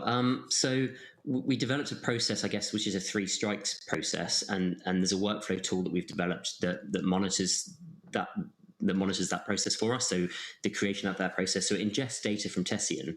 And then we send from that workflow tool emails to them to ask them to explain themselves. And then you can mark in that workflow tool whether we think it's appropriate, whether we need to escalate it, whether it's whether it needs to be an AUP reminder, so an acceptable use policy reminder. So we'll send them a link to the AUP and say, can you please refamiliarize yourself with this, because it would appear that you may not be that familiar with it. That's kind of step 1. Step 2 would be an escalation to their line manager to say, look, we've already spoken to this person. They said that they understood the acceptable use policy, but they're clearly still breaching it. Either they don't understand it or they seem to think this is an acceptable way of working. So can you help us now with that? And then the third step is to myself, which I will then pick up with the divisional CEO, that we would deal with. And that's only happened twice since we've had the tool. And both of those cases have been with people trying to take data, their work data with them effectively when they leave the organization. And both times the people have already left by the point that we've raised it. But within a few days, we would have known, and then we would have taken appropriate action. We've kind of bolted on to that another process, because we had planned, or indeed we did, block web uploads as well to Dropbox, etc. But that got rolled back at the start of COVID-19 because there was some nervousness around the Information Security Steering Group, which is our steering committee for security within the business. Some nervousness there that frankly the people wouldn't be able to work very flexibly when they're at home. So we actually rolled back those blockages, and now the web uploads are dealt with in the same way that the Tessian tool is, in terms of a 3 strikes model and through the same workflows.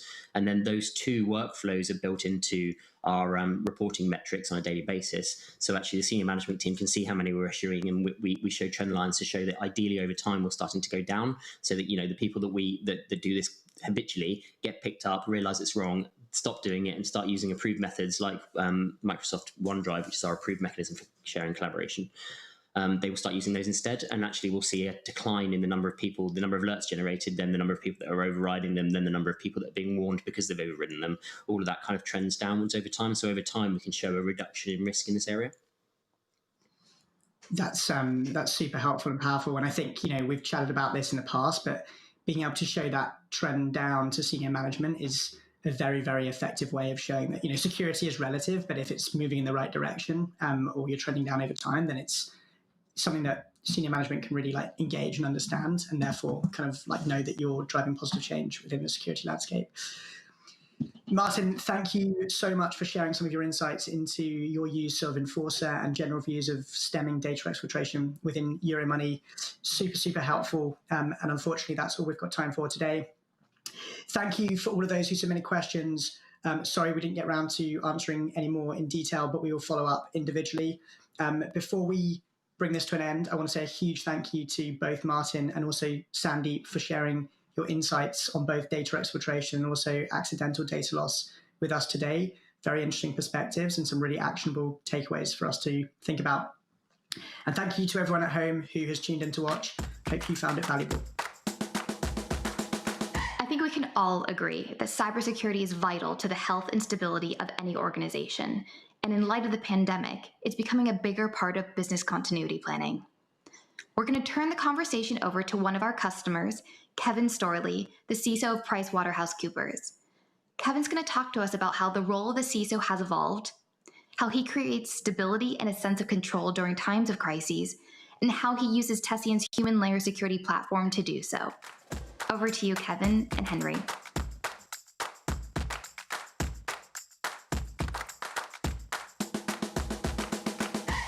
Thank you, Kelly, and welcome everybody. As we know, there has been no shortage of uncertainty recently. And with that uncertainty comes some really interesting challenges, whether it be transitioning the entire company onto a remote work setup overnight, having to approve software in hours rather than weeks, or constantly upgrading VDIs to cope with the increased traffic. But as we know, security is one thing that cannot be compromised with all of this change. It becomes more important than ever now to retain control through this uncertainty. And who better to discuss controlling change through uncertainty than Kevin, who oversees security at one of the largest and most prestigious organizations in the world, PwC. Kevin is a hugely experienced security and technology transformation leader, having previously held leadership position at Zurich Insurance before PwC, and I'm sure we're going to learn a lot from him today. So Kevin, to kick us off, it'd be great if you could explain a little bit about your role and how security is structured at PwC. Sure. So I have actually have two different roles. So I'm actually wearing a technology hat plus a security hat. We structure security over the last 5 years through a transformation program and really kind of developing a global organization at PwC so that we have consistent security controls and how we actually implement security and oversee security throughout 157 different countries. So I would say that we, number one, really kind of consolidated all into one global organization. But we've also designed it so that rather than kind of a regional security model, we've actually developed it into what you would say functional area. So for example, from an engineering architecture perspective to operations to what we consider a CISO role. So we really kind of developed it at a global level, but into functional areas. Really interesting, really interesting. And I'd love to dive a little bit deeper into some of the security angles of that in a sec. Before we start though, on a human-led level, how are the firm, how are the employees of PwC coping with this new landscape and this weird world of work?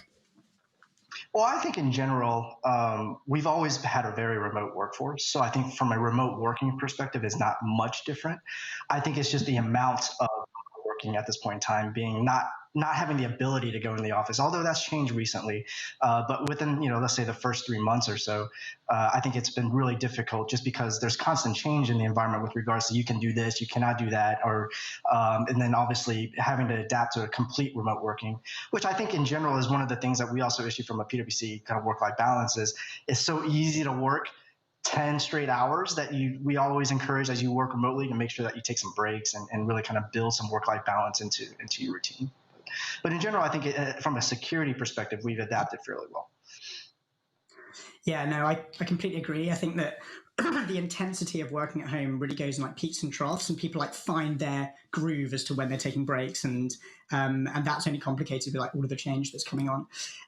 But obviously, a way larger scale that you're operating at PwC compared to what we've been operationalizing at Tessian. Going a little bit further into the security fundamentals. I know that PwC have been operating with a distributed workforce for many years now. It's the nature of the business. It's embedded with people working in different offices and customer offices, etc. What are your top tips to the CISOs and security leaders out there today in terms of securing remote employees? Well, I think it's primarily predicated on two fundamentals. I think number one is obviously the human element. So how do you actually educate your end users on secure practices, such as securing your home network, or if you're traveling as you go to airports or hotels, to make sure that you understand which Wi-Fi, making sure that you use VPN. So I think number one is definitely user education and making sure that they actually employ secure practices. Then obviously the second thing is how do you actually secure the endpoint itself? So how do you secure the mobile devices? How do you secure the laptop environments so that they can securely work through not being in the office? So I think it's those two components as you really kind of deploy a remote working workforce. And for you guys, has that, I mentioned that you've operated a distributed model for a long time. Has COVID and the new world of working that we have currently changed how you think about those things, or have they been ever present in your security strategy with the transformation you've been going through? Yeah, they've been pretty ever present.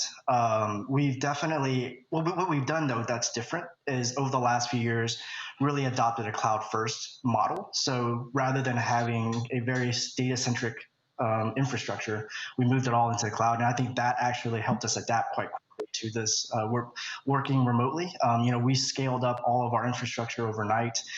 Typically, we had roughly 100,000 people working offsite at any given time globally. Overnight, that scaled up to like 250,000. And so we were able to handle that because of our cloud journey that we're on, which is obviously baked around how we actually implement security as we go to the cloud. Yeah, it's so interesting, isn't it? Because, someone said to me the other day that the situation that we're in for so many organizations has kind of like put them through transformation that would otherwise have taken many, many years. And I think cloud is one of those where PwC are obviously very forward thinking and ahead of the curve in terms of embracing cloud for an enterprise of your size. But we're certainly seeing the other customers and, future customers that we interact with that embracing that cloud really means that you're set up for success when you get dealt with unexpected events such as this. And it kind of infiltrates security as well, because it's not just unexpected events of, now we need however many more environments for people to work from, but it's also more advanced threats and how you can really quickly push a protection to people. Going a little bit deeper on the first element you mentioned, the human element, education, I think you alluded to there, making sure you're equipping employees with the right skill set so they know what Wi-Fi network to connect to, some of the basics that they may encounter when they're out of the office. How have you effectively engaged and educate all of your users globally on such a large scale, and has that been effective? I'd love to hear any learnings that you've had from that. Yeah, it's always an area that any organization can do better on, and changing human behavior is probably one of the most difficult things that you can do. But we've done a few things. Obviously, number one, I think most organizations have done this, but we really focus on phishing emails. So employing tooling that does the phishing awareness and making sure that if people clicked on a phishing simulated email, that they take the lessons learned from that. We do security awareness days. So for example, when we were in the offices, we would set up shop in all the different offices on security awareness day and really kind of talk to people during their lunch breaks and get them to ask questions, but also educate them on secure practices and obviously give them like gift certificates for doing answering their quizzes properly. So we try to do like a security awareness days and around all of PwC. We've also started things such as what we call security ambassador programs. So we can't be everywhere at any given time. And what we've done is really kind of get security ambassadors in each line of service to really kind of evangelize information security. And so that if they're working in an engagement and somebody has a question, that evangelist or that security ambassador can address it right then and there rather than having to take it all the way back to the security team. So there's lots of different ways that we're kind of thinking through this, but it is let's just say a battle that every day that we have to live through on educating our end users. Yeah, no, I think a lot of that resonates with what we think about at Tessian. Notably, I think being able to train people in the moment when an event is about to happen that actually affects their data or their email, it really resonates with people and they connect with the fact that you're trying to protect them rather than just impose controls. In terms of security ambassadors and kind of democratizing that slightly throughout the organization, are they members of the security team or are they like senior members of certain teams? Like, how do you select them and kind of like what process do you go through identifying and like reinforcing those security ambassadors? A lot of it is who we've worked with as we kind of engaged, let's just call it the lines of services within PwC. I think it's across the board. You can go all the way from associates to directors. I don't think we really say, it has to be a certain grade or a certain level. We want this to be people that are really interested in security and understand the value of what we're trying to drive and maybe even see a career in it. So they're not formally part of my organization, but they definitely have shown interest and definitely because of that, we have monthly luncheons, we educate them and really kind of prepare them to help evangelize and discuss cybersecurity. Great. Thanks, Kevin.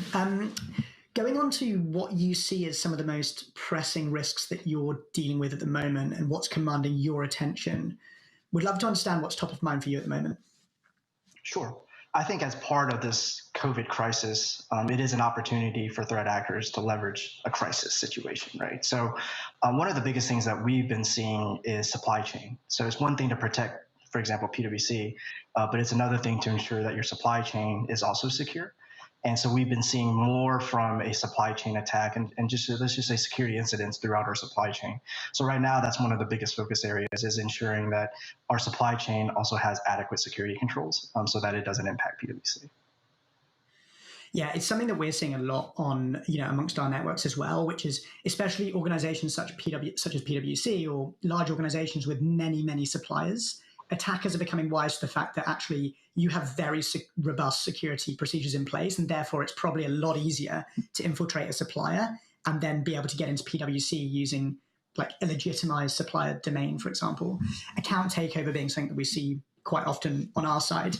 What does that mean for, in your shoes as someone who is protecting security of PwC? You obviously want to enable the business to continue to work with all of the different suppliers. How do you, what does that relationship look like? And, I imagine there's the onboarding, but then also like the ongoing coaching from a security perspective, working with those suppliers. Yeah, well, I think it's actually shifted quite a bit within the last 5 years, I would say. Security has become obviously very top of mind. It's always in the news now. I think with GDPR, there's heightened sensitivity with regards to overall security and data protection. So I think when we raised the supply chain concerns, and we started this journey around supply chain probably about 3 years ago at this point, I think everybody was understanding and actually embracing how we need to really consider our supply chain risks. And so I think there are situations where we actually have done due diligence reviews and security reviews and said, well, it's probably not the best idea to use this vendor. And actually the business and the procurement teams all understood why, and we worked towards that. So I think it's shifted quite a bit. Now, if you would have said that 10 years ago, probably a lot different. But recently, I think there's a sentiment change with regards to using supply chain and how you actually secure your supply chain. Yeah, that's really refreshing to hear. And I sense the same on our side. Certainly security DDQs are no longer such formality or a checkbox. They actually have really meaningful output, which decisions are based on. What about, I guess to some extent, there are always incidents that even the most secure suppliers can fall victim of. What about when you have a supplier that you deem to have a really high level of security, but there is an incident? How do you form relationships with their security teams, help coach them through some of the controls that you're looking at? What does that ongoing relationship look like with approved suppliers? Sure. Yeah. With the critical suppliers, we definitely want to develop that relationship. And we've done that with obviously some of our key suppliers. And I think as part of that, it's really just a conversation, and it's really understanding what they're trying to do to mitigate. I think any organization will fall victim to a security incident. It's just inevitable. But I think it's how you handle those situations and how you learn and remediate and move onwards that's most important. So I think it's number one, as part of any incident, especially in your supply chain, you need to understand the impact to your organization. I think that's step one. But I think as part of that, then really understanding how they're remediating that, how they're avoiding those incidents or that type of similar incident going forward, but then also really understanding how they're also taking a look at securing the rest of the organization and if there's any other improvement areas that they can make, and go on that journey with them. And I think that's the right approach, especially, again, if they're a critical supplier. They're not necessarily just a supplier, they're also your partner, because you obviously can't operate without them. So. Yeah, absolutely. And in many respects, you're on that journey together, right? Because when you evaluated that supplier 2 years ago, you may now be thinking about risks which actually were never even, apparent 2 years ago, or didn't seem like they would be relevant to the relationship. So I think that relationship is so key, and also hopefully helps further the security postures of both companies.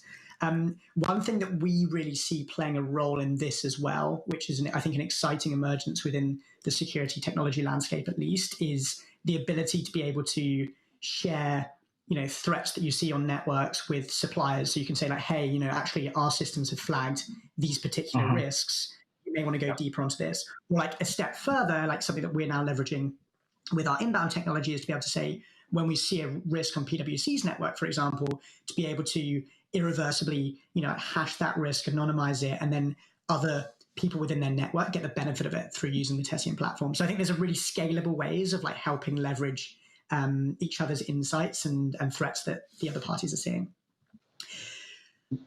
I want to go on slightly in terms of, your ethos of security. We spoke about some of the important things to think about, some of the prominent threats and things that are top of mind for you.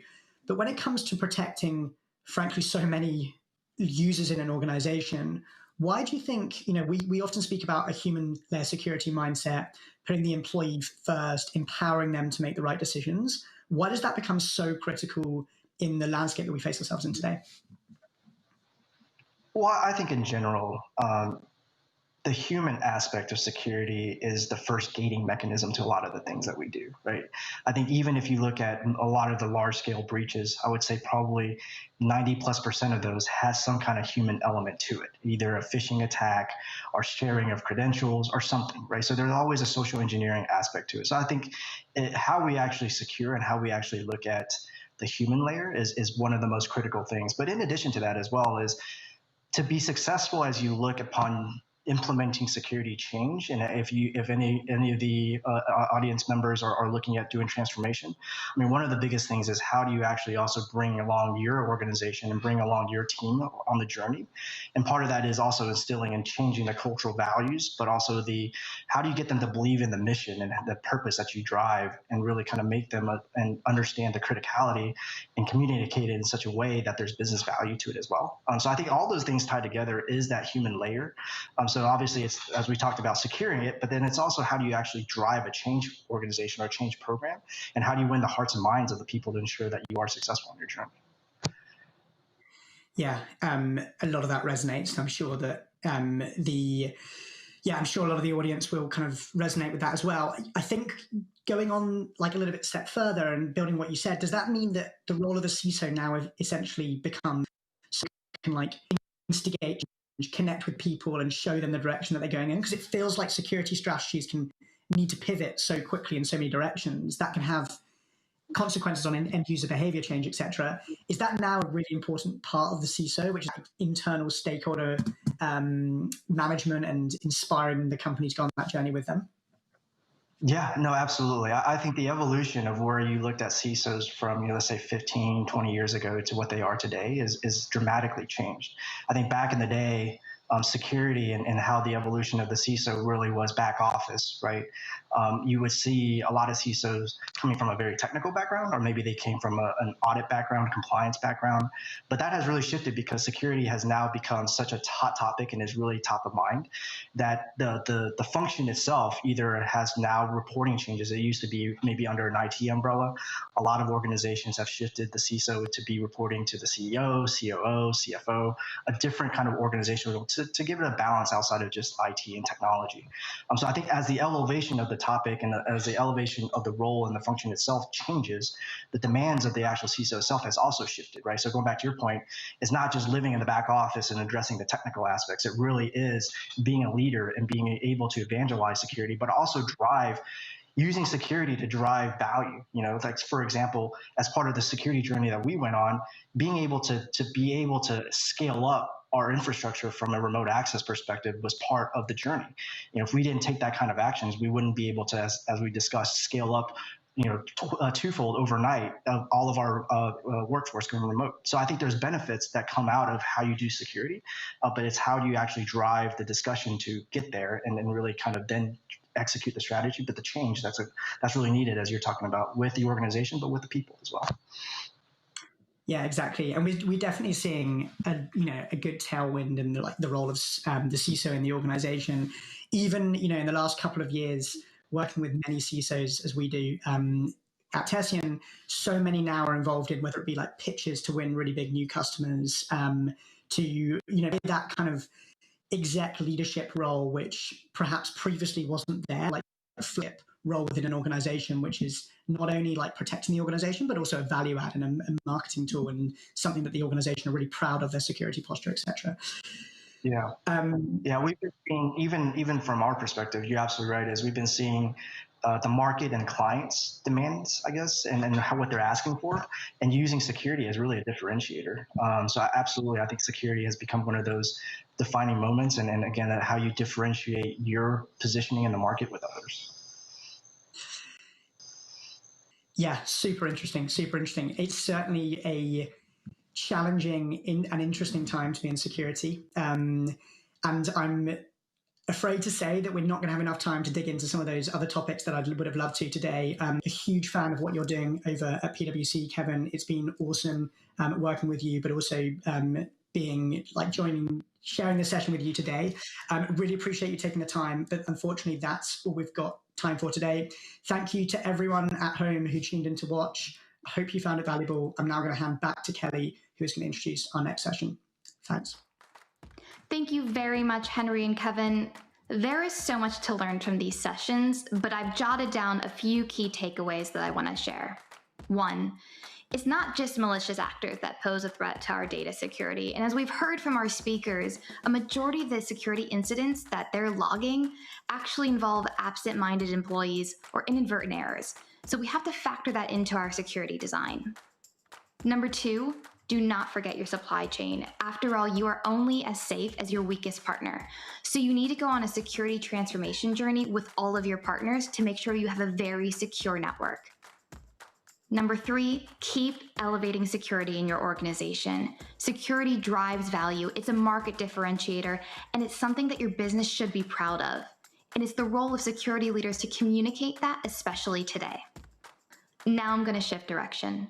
With the US elections around the corner, the entire world is paying close attention to how bad actors may interfere with and manipulate the process. From social engineering to deepfakes, attacks are more insidious than ever before, and they are threatening the fabric of our democracy. The thing is, these threats also exist in the business world and private sector too, and we need to be alert. So that's why we're going to talk to Elvis Chan from the FBI and Nina Schick, author of Deepfakes and the Apocalypse. They're going to tell us what to watch out for.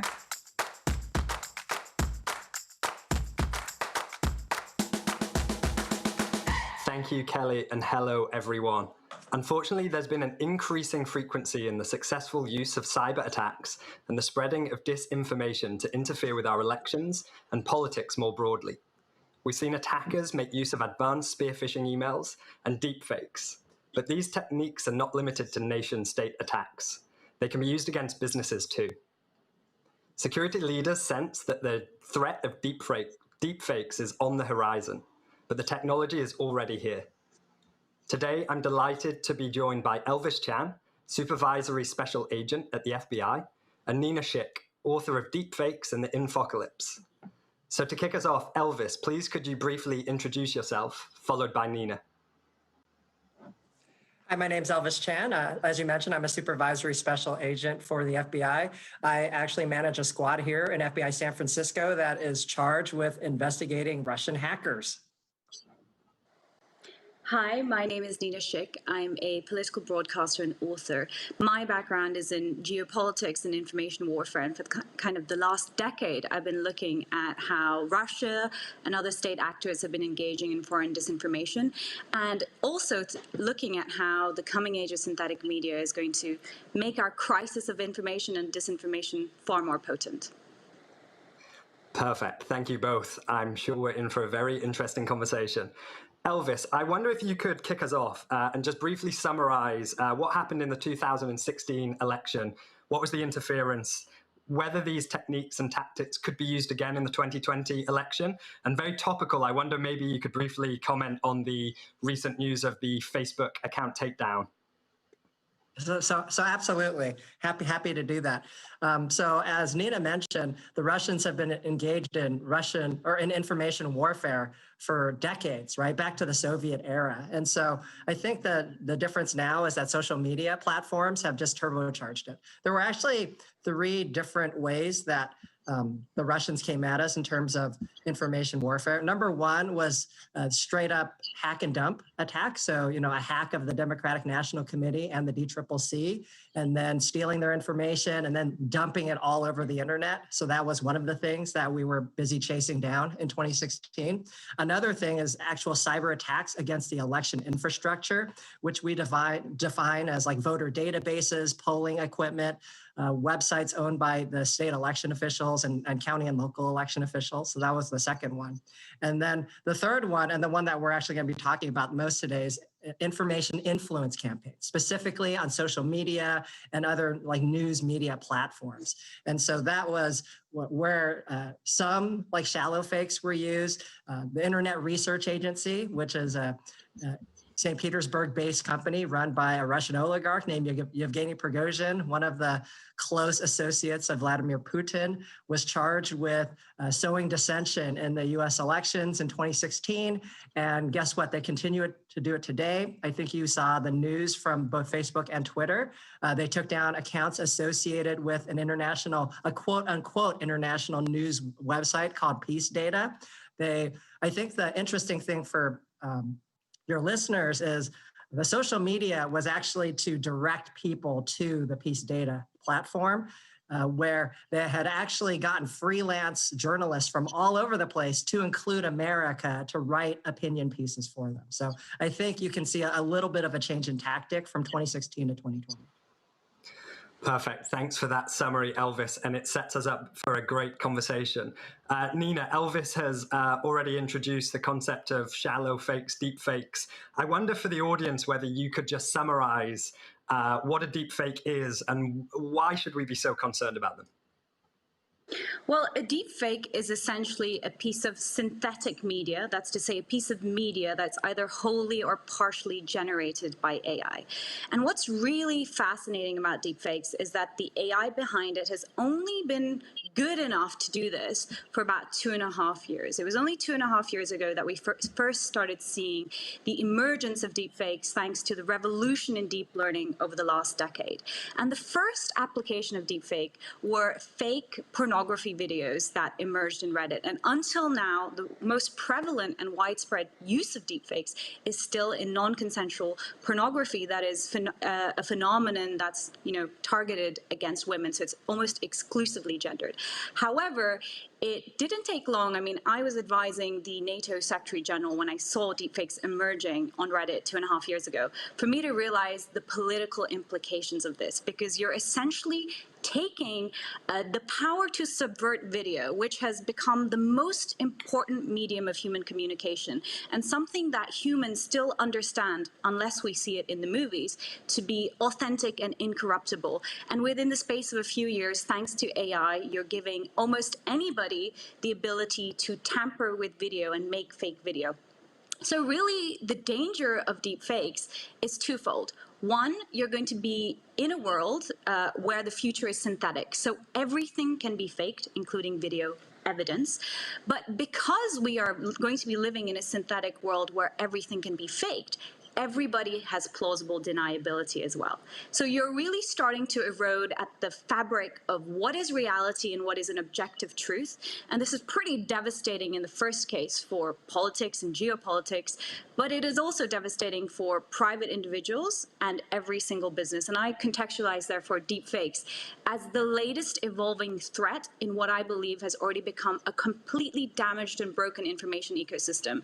And it is something I believe that has to become paramount to all businesses and governments in order to shore up the information architecture. Otherwise, we're in for a wild ride. Things are going to get a lot worse in 2020 and beyond. Perfect. Thank you so much for that summary, Nina. We are indeed living in scary times. Nina, I wonder if I could just stick with you. I'm just going to play devil's advocate for a minute. If AI can create these really convincing deep fakes, why can't AI detect them? Are there technologies out there that can just kind of undo the work that the first AI does? I saw that Microsoft recently has released a tool.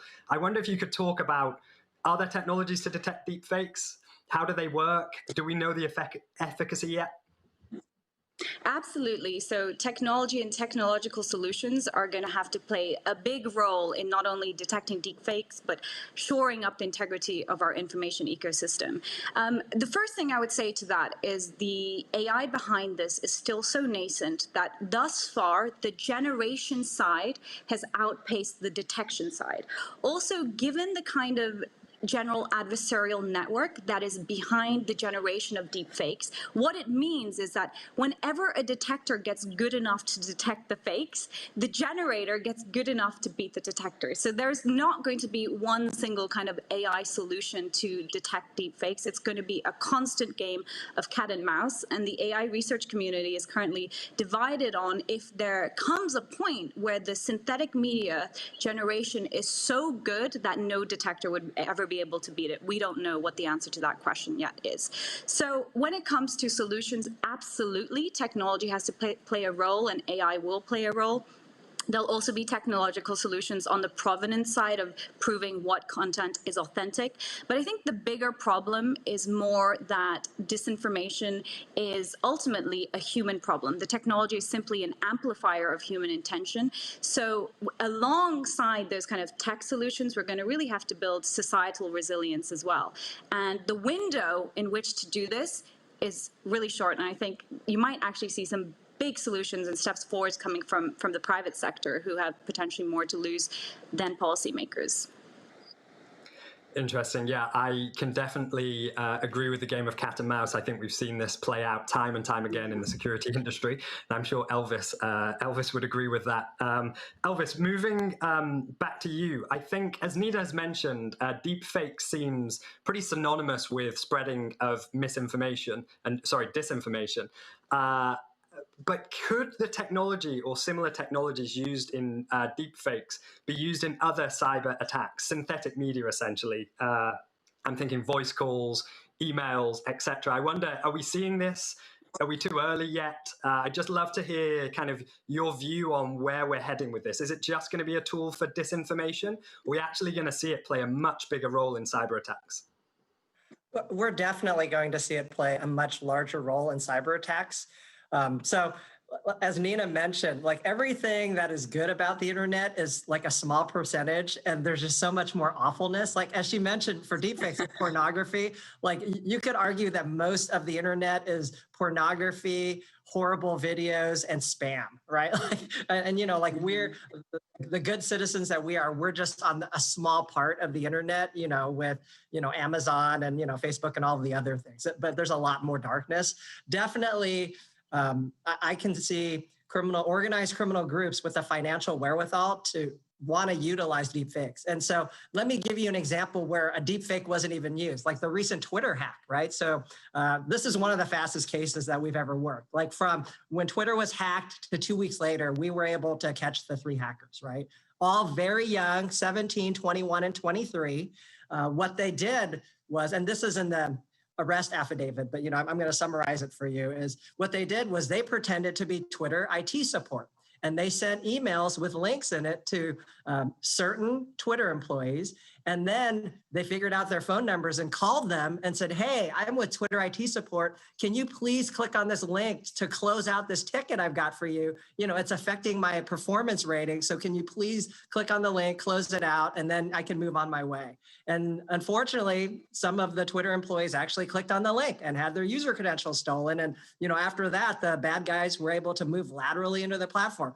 This is actual people not pretending to be Jack Dorsey, right? So now if you get a good enough deepfake and you get like famous CEOs like the Mark Zuckerbergs or the Jack Dorseys or the Tim Cooks, people who actually talk a lot, you can teach, you know, and artificial intelligence to be able to mimic them. And if you get Tim Cook calling you and saying, hey, I need you to wire money to Shanghai, you're not going to think twice. You're going to do it. So that's just one of the horrible things that can happen. Yeah, I think thanks for sharing that example. I think, you know, it's a very scary reminder for every company out there, just, you know, how many different vectors there are to go after your people. It's not just email. It's not just your building's perimeter. It's voice. It's people walking up to you in the street. It's kind of, it's nonstop. It's never ending. On that point, Nina, we'll have many companies and businesses in the audience right now listening, thinking, you know, what does deepfakes mean for me? I keep hearing it about politics and government. I wonder if you could talk a little bit of how they work. So how much media does an attacker need to collect to actually generate these deepfakes? Could they, for example, record a CEO on YouTube? And is that enough data to actually generate these deepfakes? Or are we seeing it focused on celebrities and politicians just because of the vast amount of media, videos, images, etc. out there? I wonder, do our customers and do companies in our audience need to be concerned about protecting their own employees against these kinds of attacks? Great question. And to answer that, I would say they absolutely need to be concerned. This is not an emerging threat. This threat is here now. Because as Elvis correctly pointed out, what the AI can do is it can actually hijack your biometrics. So if you are a CEO and I want to make a fake audio or video recording of you, all I need is some training data to feed into my AI algorithm. So the AI can be taught to replicate your voice and replicate your digital likeness in a fake video or audio recording. This has already happened. So last year, we had the first big case of deepfake fraud where the CEO of a British energy company was scammed out of 250,000 euros because his boss from the parent company, who's a German man, called him and told him to wire the money to a Hungarian energy supplier. Now, as it transpired, that was AI-assisted crime. It wasn't actually his boss calling, but given that the person he was speaking to on the phone had the exact cadence, accent, and everything of his German boss, he had no reason to doubt that it was his boss and did the task.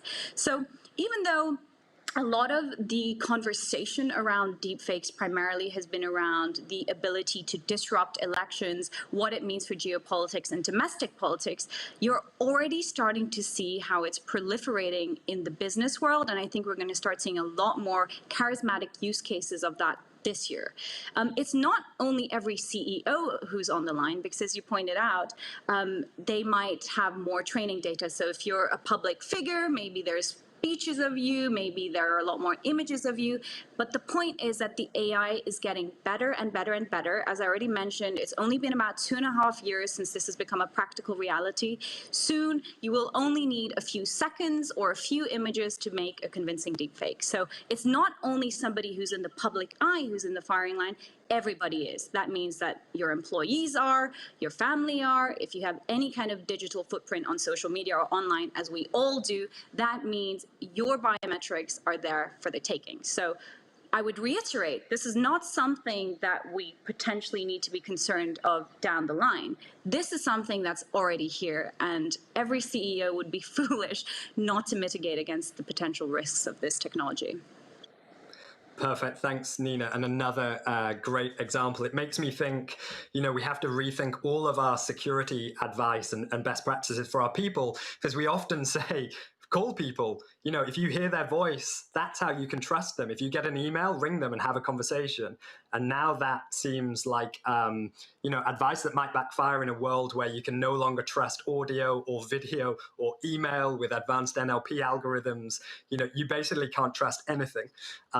So Elvis, switching back to you, I wonder if we're seeing this shift of sophistication. We saw it with the shift of phishing emails to spear phishing emails. We're now seeing it go from spear phishing emails now to new media and deep fakes. I wonder if you could just give some pointers to our audience of how they can better protect their people, what they should be doing, what are some best practices that they should be following?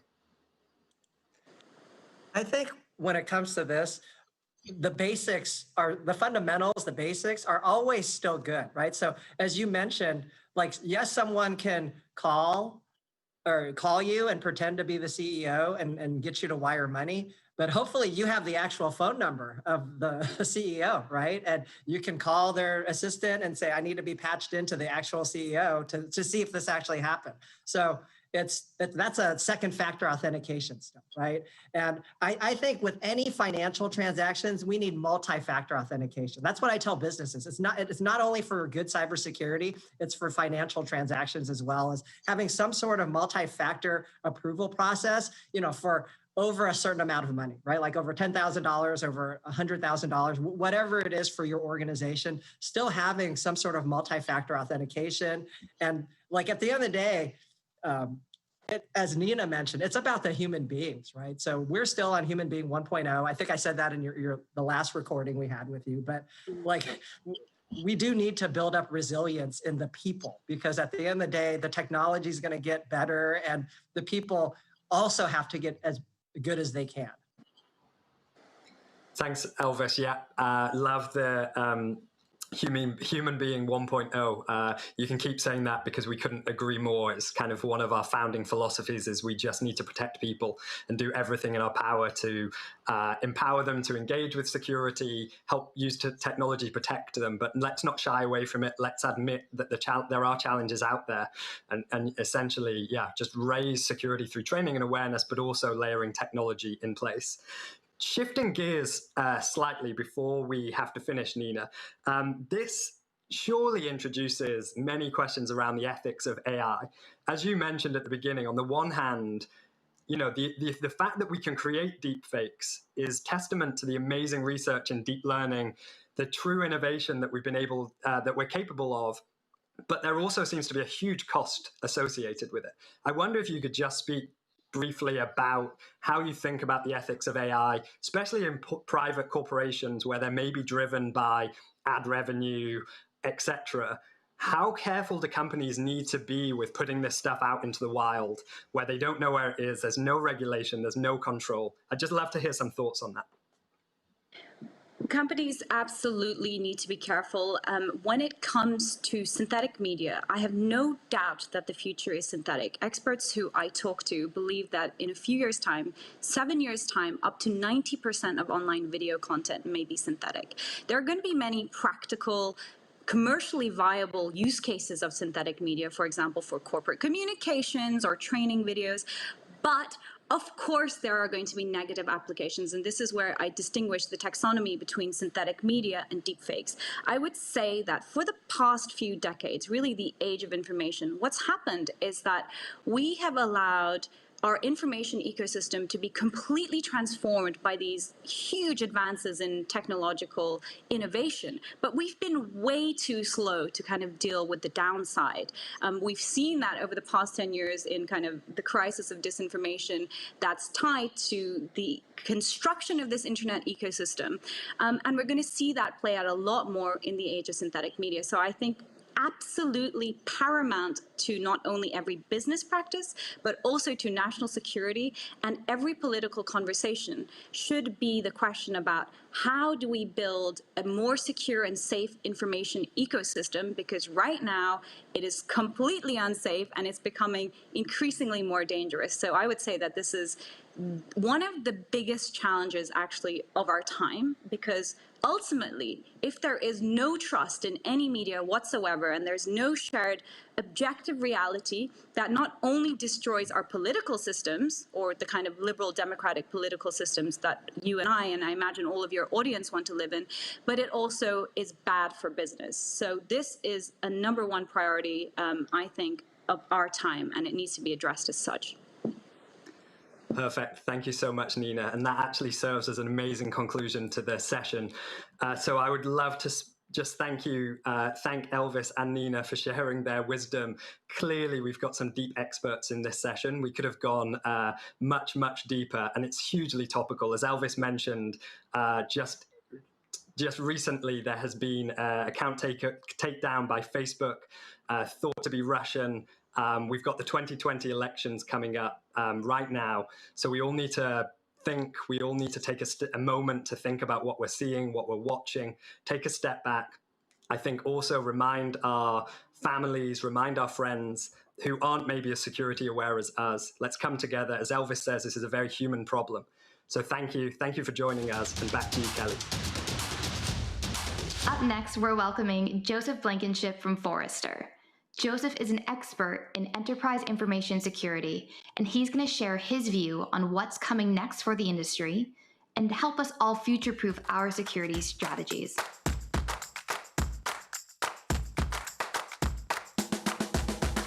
Thanks, Kelly, and hi, everyone. I'm delighted to be joined today by VP and Research Director at Forrester, Joseph Blankenship.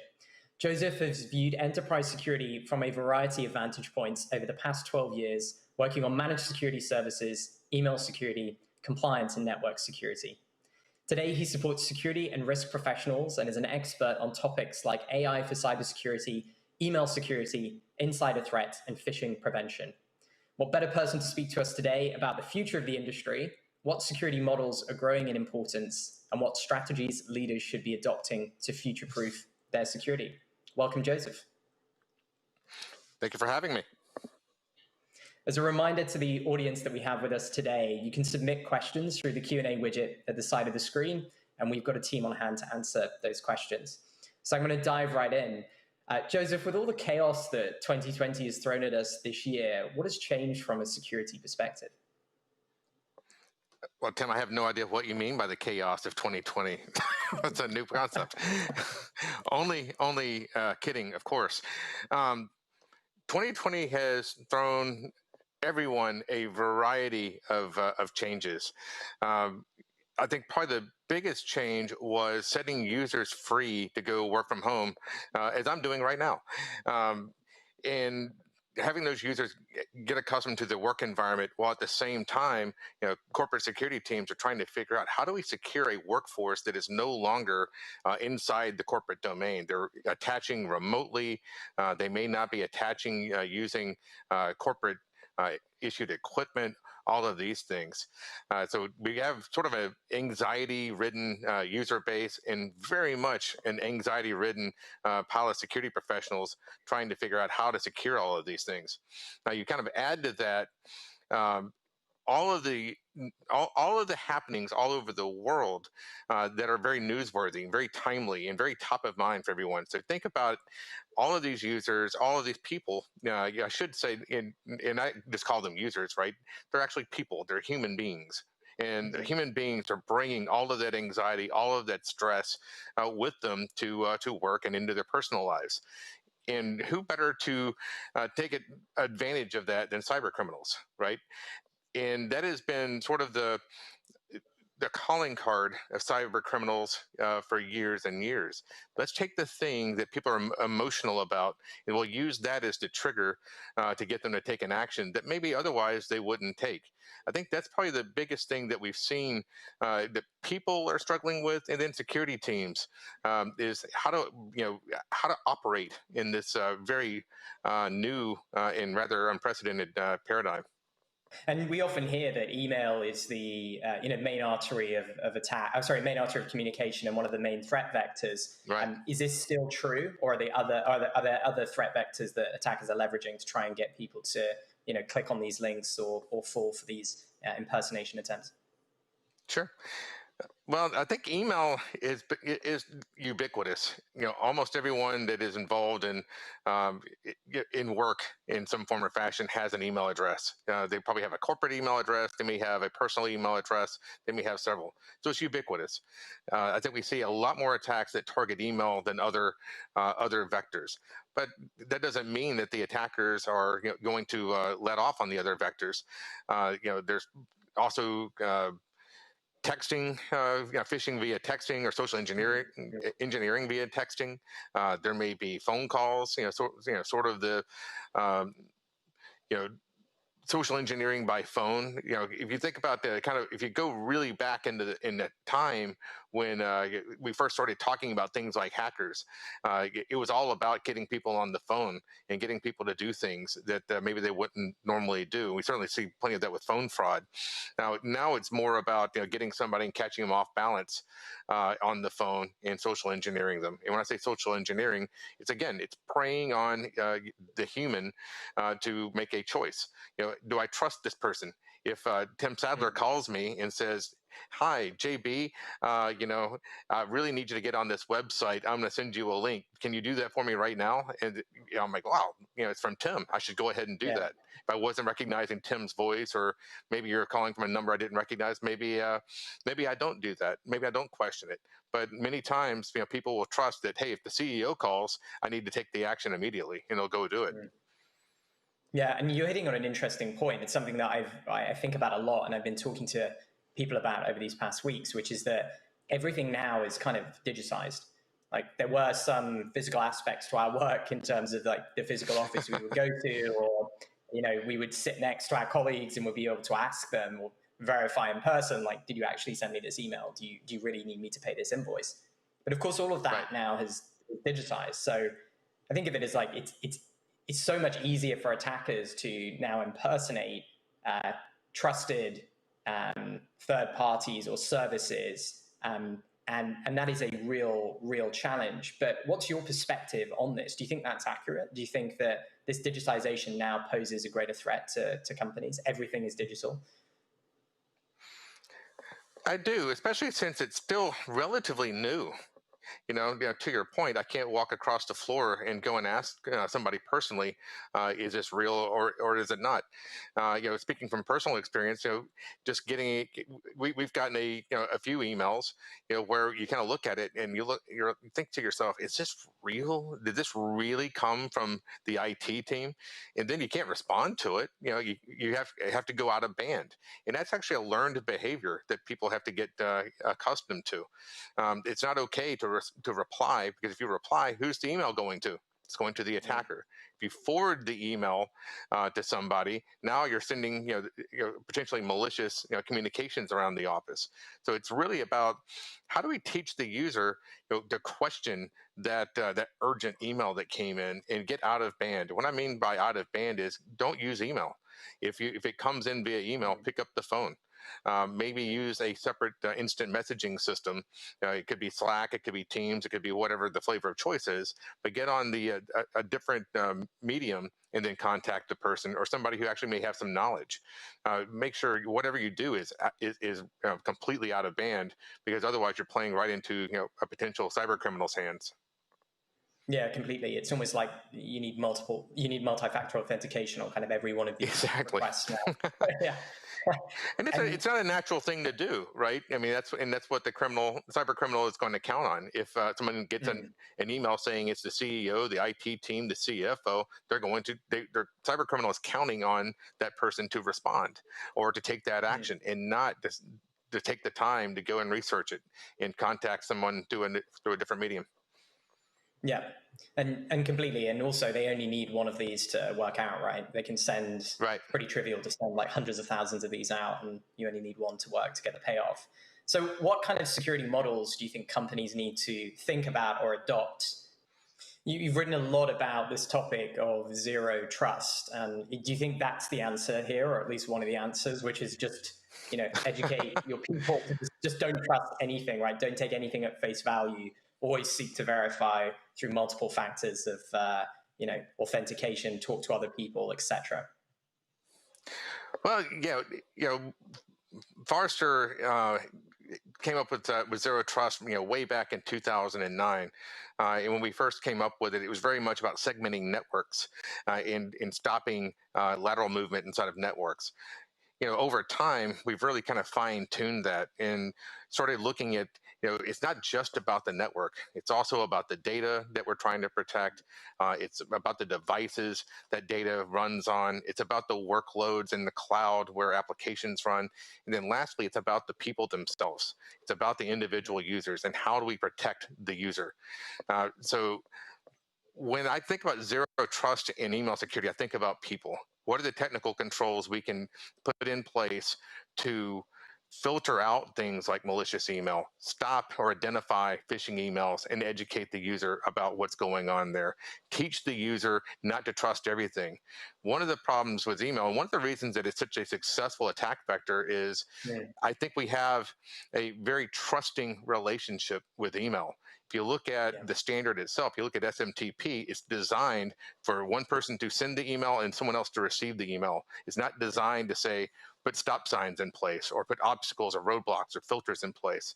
It's designed with trust in mind. So that means that our technical controls actually have to look at emails very skeptically and examine those emails and figure out, is this legitimate? Is it not? And then let the email through that we deem to be legitimate, and then either block or somehow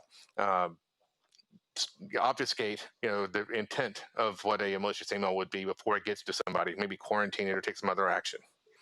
We've spoken a lot about, I guess, the third-party bad actors trying to get into organizations and take advantage of this new world that we're all in right now. But something you highlighted in your opening was actually that there's a new threat of the kind of inadvertent insider or the insider threat, somebody doing something, could be maliciously, it could be non-maliciously within the organization, now that their new office is their front room or their bedroom or their home office. It'd be great to just hear some of the trends that you've been seeing there. What do you think is top of mind for companies as they're thinking about securing the people within their organization from doing either these malicious or these unintentional things?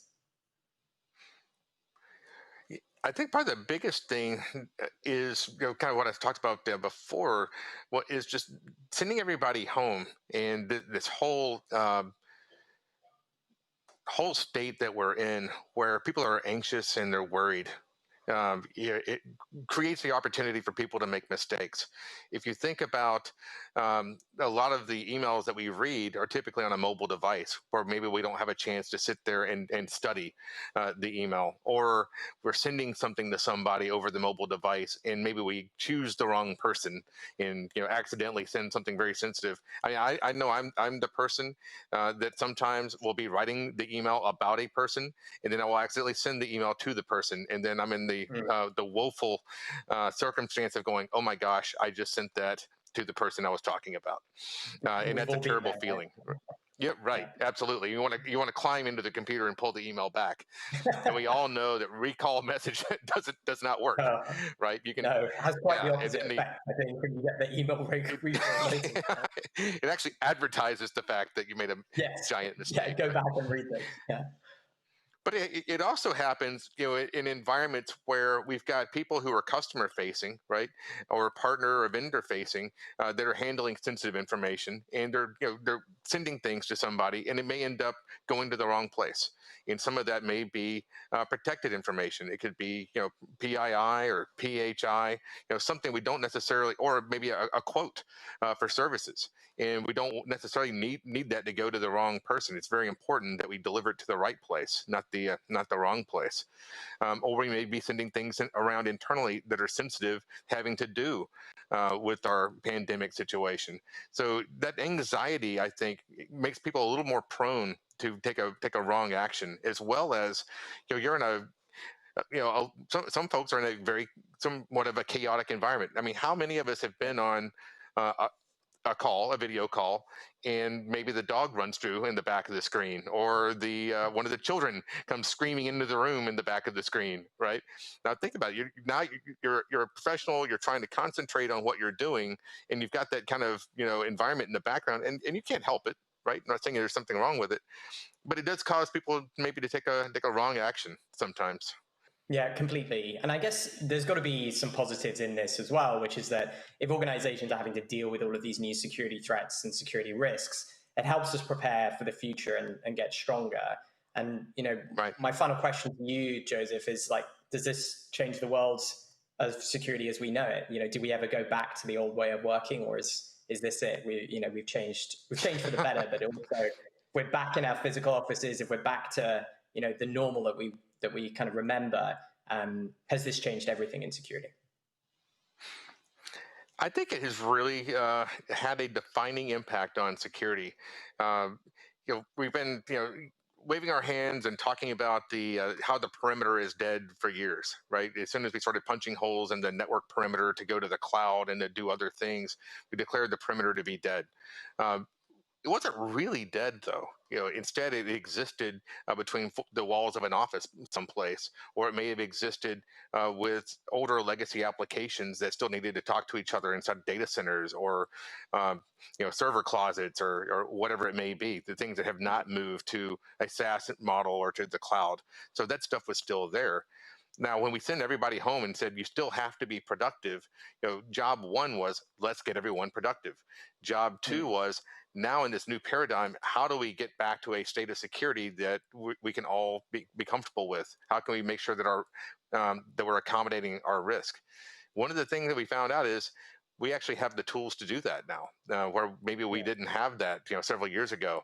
It's also made security teams go and adapt things for secure remote access that perhaps they didn't do before, at least not on a broad scale. It also had the impact of people being able to observe. People who did not trust remote work before said, oh my gosh, there's no way our people will be productive at home. They'll be off doing laundry, watching television, playing video games, or trying to take care of the children, right? What we did find out was people are still productive at home. And that is going to change the way, I believe, that employers bring people back to work, where maybe we don't all go back to offices full time. Maybe we're doing it part time, or it's on a as needed basis, those types of things. So yeah, I think the pandemic was really kind of a forcing mechanism to say, we're going to enable people to be secure and productive wherever they are, and not just in the walls of the office. Yeah, no, I think that's a great insight. It's not only changed security, but it's changed the way that we work. And I completely agree. I think that we're going to see a lot more companies who are embracing that work from home, either work from home for all of our employees, or at least going to a hybrid model where it's certainly something that's more standard across the average company that you see. Joseph, thank you so much for your time today. Also, thanks to our audience for joining us and to everybody who submitted questions. I'll now be handing back over to Kelly, so please stay tuned. And finally, we're welcoming our special guest speaker, Howard Schultz, to the virtual stage. Howard, as many of you know, is Chairman Emeritus and former CEO of Starbucks. He grew the coffee empire from 100 to over 30,000 locations across the globe and has guided the organization through many challenging times. Howard is an expert on leading through crisis and, so importantly, leading with humanity. He'll be sharing some of his personal experiences and insights with Tim in our very special final session.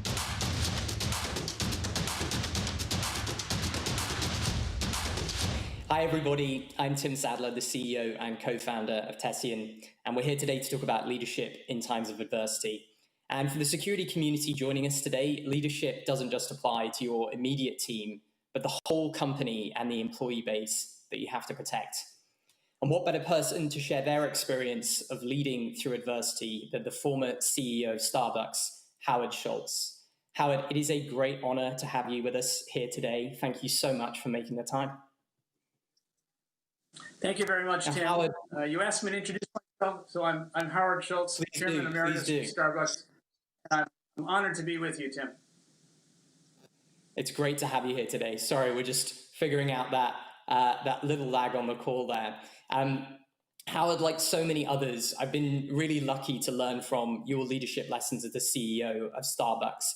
And for anybody who does an ounce of research on that company, they will hear that it was all about the people. Why do you think it's so important that leaders invest in their people? Well, I think regardless of what business you're in, whether you're in the consumer business, the tech business, or the security business, it's always all about the people and the culture and values and guiding principles of an organization. When we began at Starbucks in 1987, when we had 11 stores and 100 employees, we actually framed a unique way to look at the business.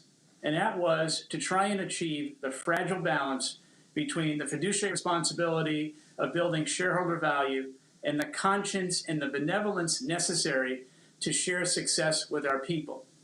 And I think in the environment that we're living in today, perhaps more than any other time, certainly in my lifetime, you can't build a company, attract and retain great people unless people recognize that they are part of something larger than themselves and that they believe 100% with great trust and confidence in the management team and their leaders and their managers in the mission of the enterprise. And so this is a time when leaders must recognize the importance of truth, transparency, being vulnerable in the moment, and bringing your people along with you. And for you, I know that you've said this a number of times, and it's something I picked up on. It's not just about being good enough, though. I think you have this saying, which is you've got to exceed the expectations of your people. How do you go about achieving that as a leader? Well, actually, we took it a step further than that. We said, if you want to exceed the expectations of your customers, you have to first exceed the expectations of your people. And in the environment, again, that we're living in today, it's not only exceeding the expectations of your people in terms of compensation, but about the values and value of the enterprise. And I think in the environment that we are all trying to navigate through today, people are coming to work with a tremendous level of anxiety and uncertainty. because there are, in my view, 3 pandemics going on at once. Not only the pandemic of COVID, but the pandemic of our political system here in America, where we've lost trust and confidence in our institutions. And third, the third pandemic is the unbelievable level, I think, of lack of understanding of racial inequality, racism, and in terms of our election here in America, the possibility of voter oppression. And so those 3 pandemics are colliding at once. And so if you are building a business or managing people, it's not just managing and leading your business, because that isn't the only thing your people and your employees are dealing with. They are living and dealing with many other aspects of their life and their life experience and their personal situation. They are bringing that to work, whether they are on Zoom calls at home or not. And as a manager and a leader, you must understand with great sensitivity and compassion that if we want to exceed the expectations of our people, then as managers and leaders, we need to walk in the shoes of our people. And that is what I mean by exceeding expectations of our people at a time like this.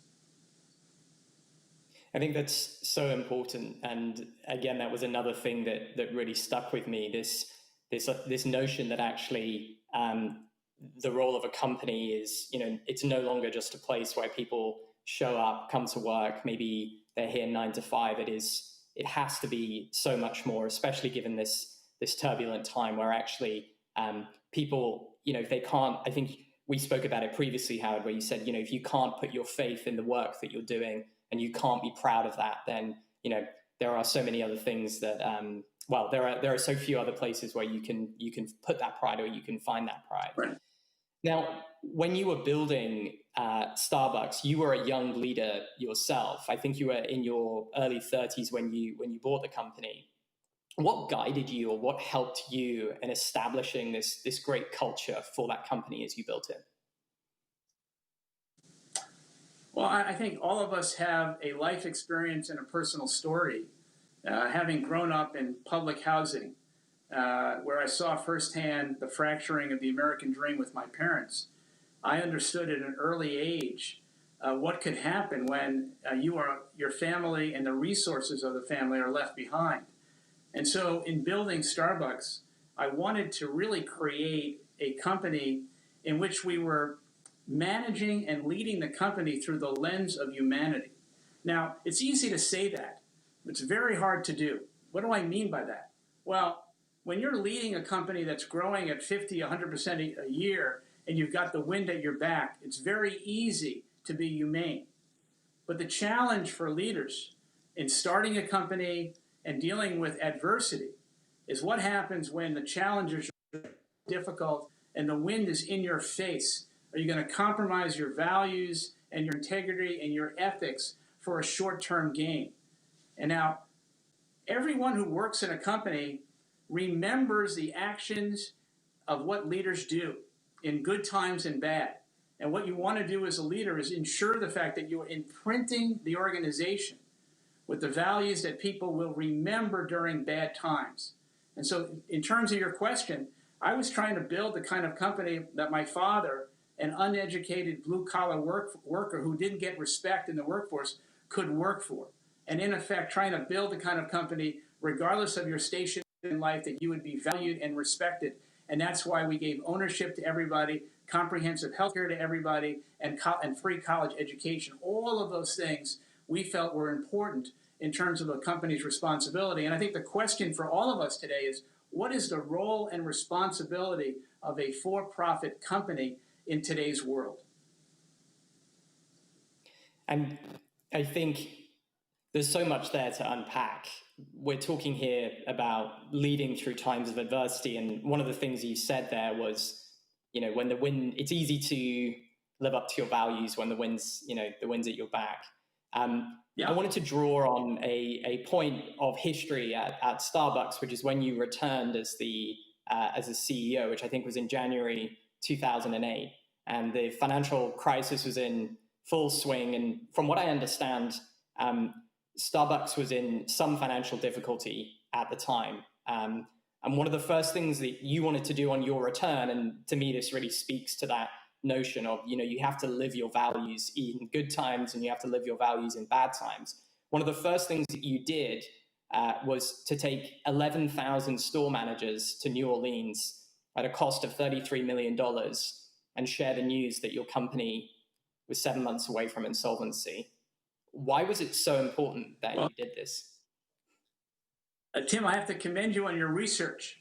That's perfect. Thank you. The company was in dire straits, and I wanted to be in front of the most important person at Starbucks, which is the store manager.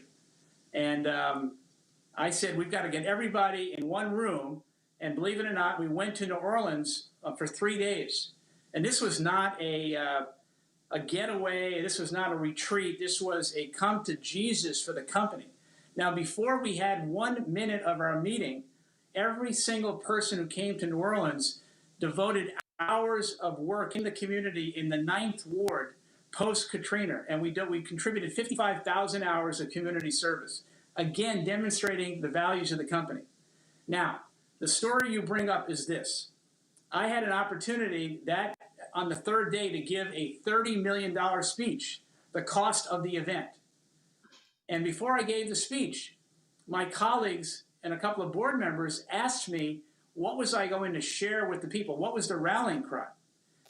And I laid it out for them that I was going to tell them the dire condition that we were in. And in fact, if we went 7 more months like this, Starbucks was going to be insolvent. That's how bad it was. And the people around me were so afraid, basically saying, you can't tell them this. You will scare the crap out of them. They won't be able to handle this kind of information. And the question at that moment is, do you trust your people enough to have the same information that you have? And the answer has to be yes. You can't lead people by hiding information. You can't be a Pentagon general. You've got to be on the battlefield, in the mud with them, and they have to have the same information you do. So I stood up in front of 11,000 people, and I asked them 2 things. One is I laid out the problem, but I asked them to join with me, to lock arms, to all of us facing in the same direction, to be aligned against what we have to do. And don't do it for me. Do it for your people you work with, and do it for your family. And the speech did not turn Starbucks around, but we roared out of New Orleans like a tidal wave.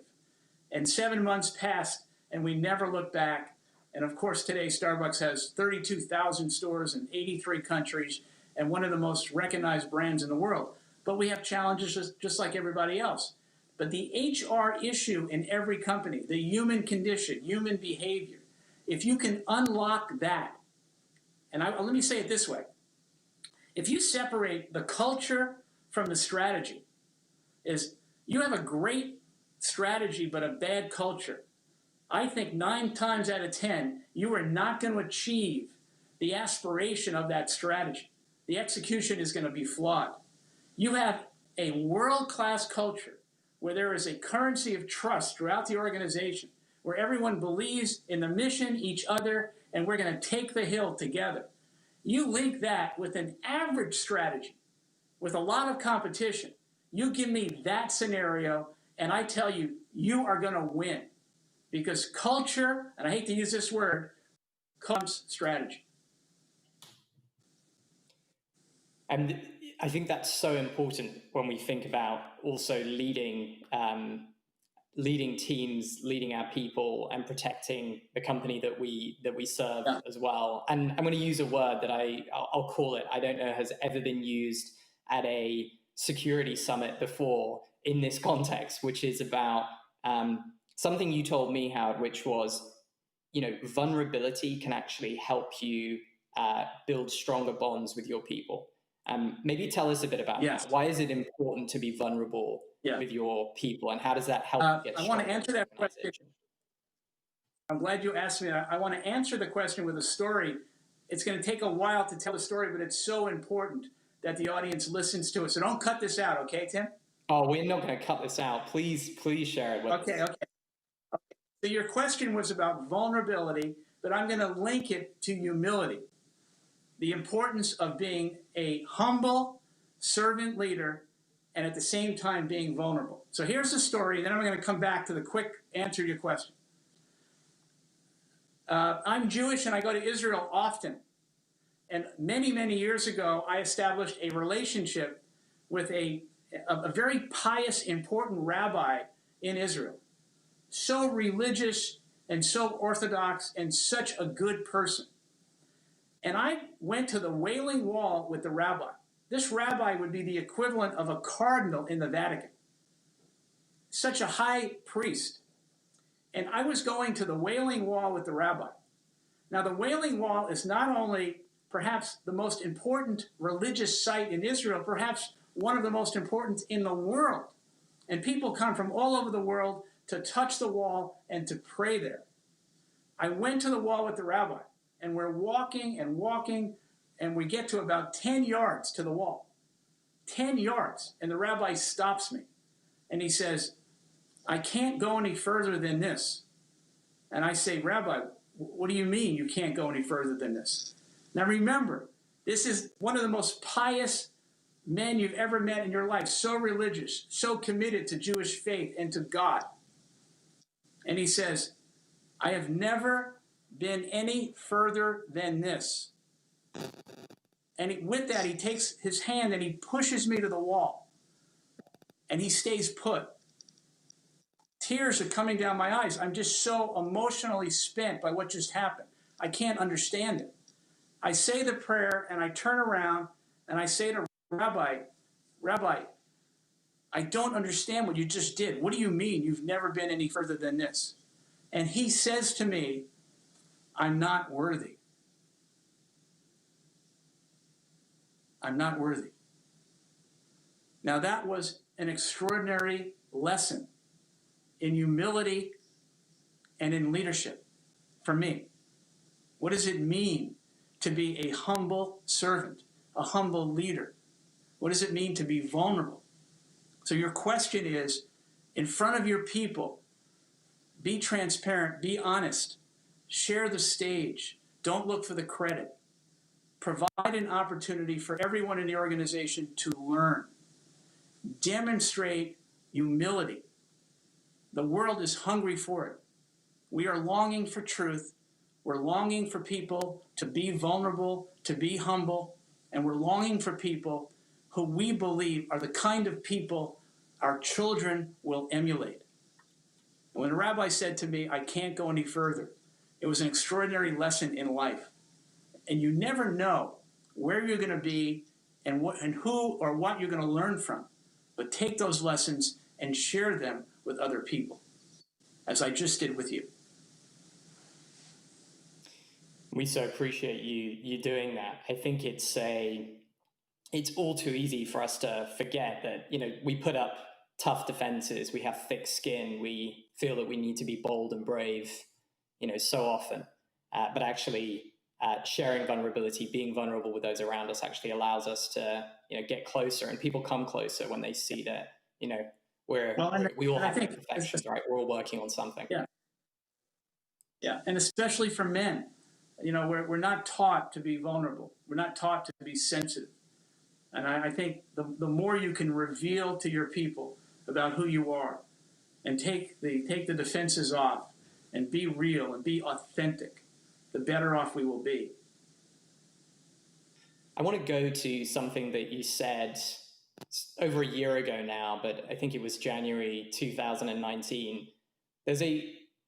I'm quoting you, but it really struck me when I heard this. You said that the elephant in the room of the country today is humanity. And it really resonated, I think, with many of the challenges that we're facing right now, in society, but also we see this in many companies. I wanted to get your thoughts on how has that quote aged for you, given where we are today?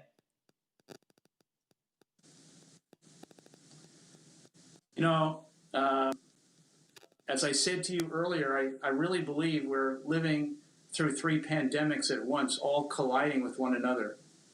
And I think, especially for young people, it's very easy for young people today to lose trust and confidence in the future.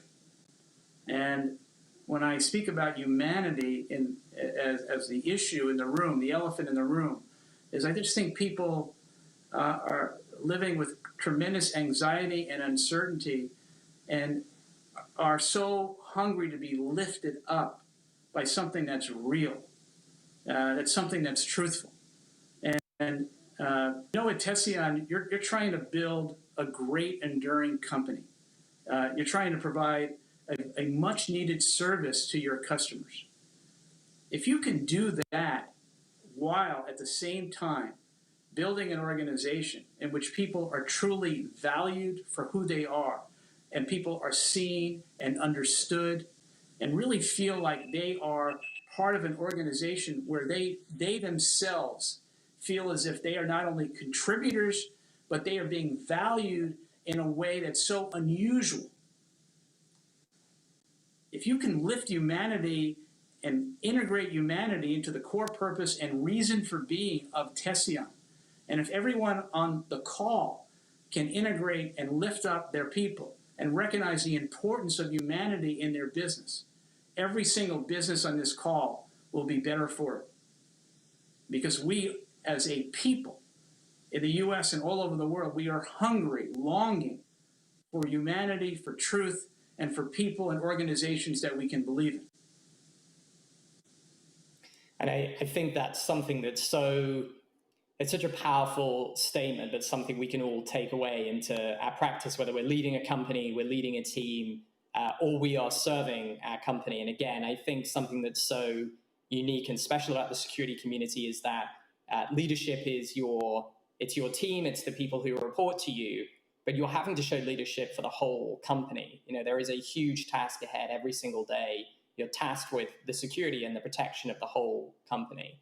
And one thing I wanted us to finish on, Howard, and really kind of bring it all home for the people who'll be watching this, which is there is often so much pressure in our day-to-day lives, or we are tasked with really important initiatives and really important things. And I think the remarkable, or one of the remarkable moments that, again, you've shared with us today, and is, for anyone who does any research, they will see, is those moments when faced with extreme difficulty or uncertainty, you are able to deeply not only live your values, but I think go back to your values and embrace your values.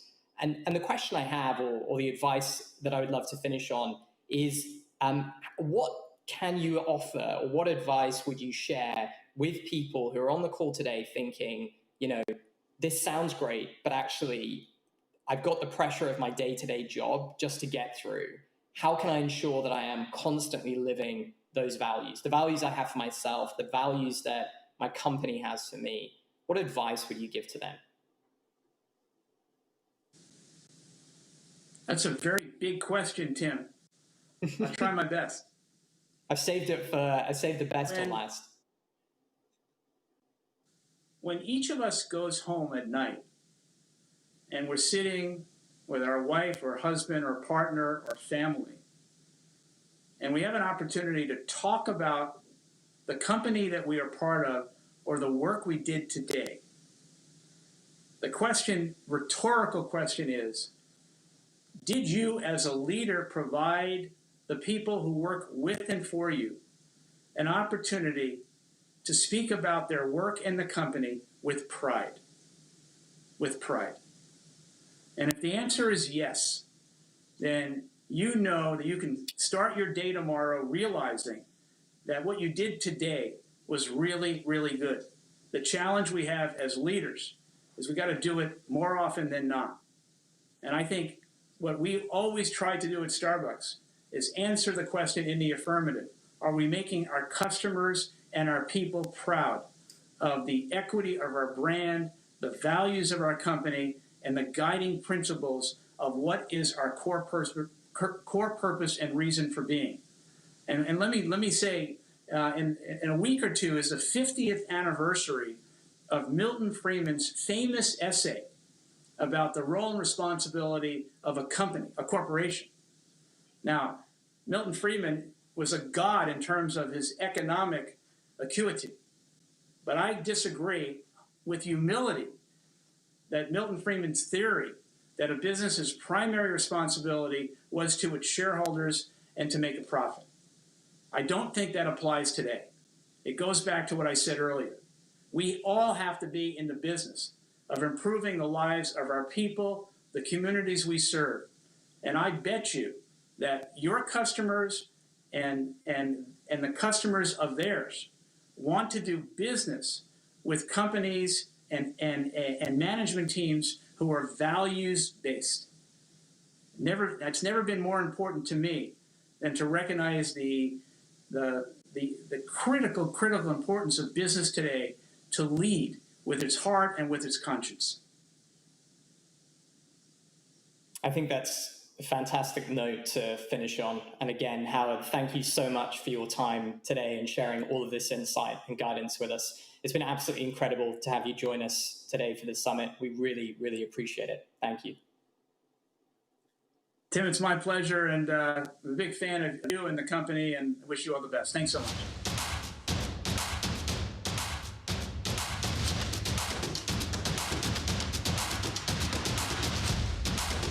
Thank you, Tim and Howard, for rounding up the day, and thank you to the rest of our speakers for sharing such powerful insights with us.